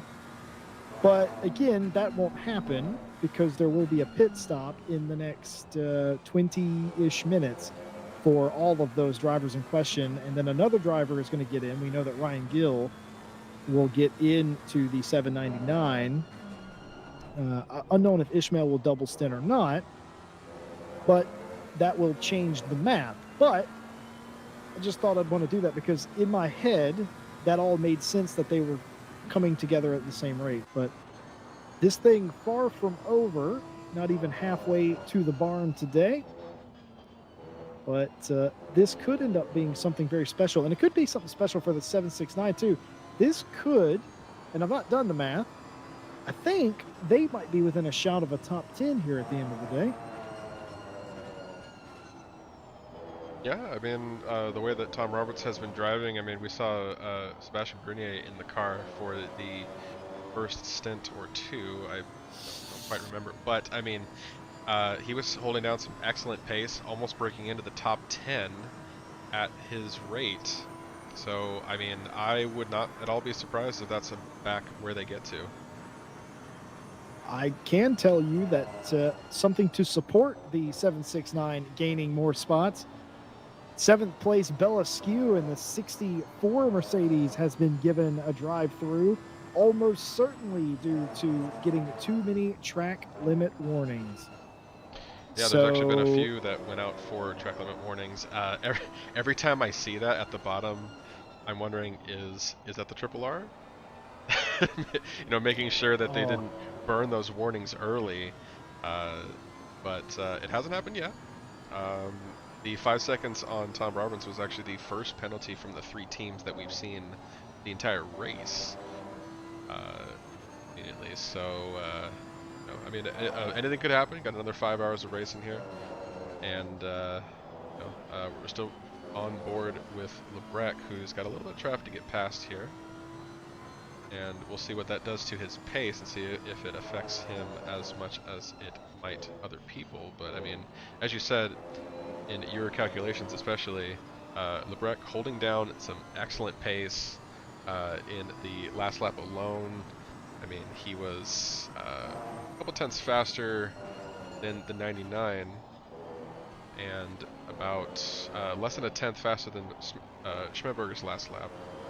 But yeah, incredible pace, and even with the traffic, he's really hanging on to it. Yeah, that's just what I was going to say. You took the words out of my mouth, Nick. Even with traffic, Ishmael is dominating the 2 drivers in front of him. Like, they all have to go through the same traffic, and I was watching them out the window for a few laps, and I don't know if they're just not fighting Lebrec as much, or Lebrec's just better at moving traffic, which is a skill, by the way. Something's happening, because even on the laps where Lebrec is catching traffic like this one, flashing the lights is Ishmael Lebrec on the 23 car here. He's just moving them. He's either moving them better or he's catching them better. But again, that is part of racing. That's something that you don't hear about a lot. You hear more of that in oval racing, moving traffic. It's something I'm very familiar with, but it comes into play here as well in GT racing, especially with these cars being incredibly close on pace. And you got to know how to catch traffic and move traffic. If you don't, you could lose a ton more time. And that it is an art form. And once again, I don't know if Lebrec, looking at his sector times, if he's just getting lucky or he's really good at it. I would suspect he's really good at it. But I think the top 2 are being a bit more cautious, I would have to argue. But either way, they will have to pit in another 15-ish minutes time. These cars will. I'm going to be interested to see where Tom Roberts, who just posted inside the top 20, by the way, be interested to see where he ends up whenever they pit here, because I think he's going to be flirting with right around 12. And that might be bad math on my part, but I think he will be up there somewhere. He was 13th last time. He had that one little bobble here, but I still think his pace is good enough for around 12. So yes, of course, trending in the right direction, flirting with a potential top 10 to end the day. Everything looking good for the RCI teams, all of which inside the top 20 now. Again. Yeah, all the teams doing really solid today. It's been great to watch this. Kind of a new take on a RCI broadcast. I mean, honestly, I've been having a great time doing it. I'm sure Jesse is too. You know, kind of getting just a little deeper with just when you can only focus on a couple of the cars on the track, you can really get into like we've talked team dynamics, setups, you know, how to deal with issues as they arise, as we saw with Seb pulling in for an extra pit stop for that audio issue earlier, and kind of watching the live recovery from Tom Roberts and that dynamic that we kind of got to watch in real time. I mean, that's something really special, and that's something that we don't usually get to do. And I, you know, totally understand the appeal to one of you streams, and yeah, it's been really fun to put on. Kind of seeing a different side of the RCI team here as we put on events going into 2021. Obviously, we've been talking about the big World Tour Enduro Championship we're going to be hosting this year. A lot of teams really excited about that. Jesse, I'm sure you're excited for that as well, to kind of see how that goes for us, and you know, kind of bring RCI into the new year. Yeah, basically, here's how it worked for me, Nick, and you'll find this humorous because you know Mr. Mike Jones quite well. Anytime he sends me, Mike Jones, that is, a DM that says, "Hey, let me run this by you," or "Hey, take a look at this," I know that it's going to be crazy. I know that it's going to be grand, and I know it's going to be something I'm interested in. The man knows me, and I understand him. And when he laid out that world tour as that Lamborghini is okay, that Lamborghini went way off the track and hit the dirt, and that slowed it down quite heavily. I was looking at a replay from earlier, by the way. But anyway, yeah. So whenever he sends me DMs with things like that, I know it's going to be great. And the world tour thing was an immediate, absolutely, I want to be involved however you need me to be involved with that. That is so cool.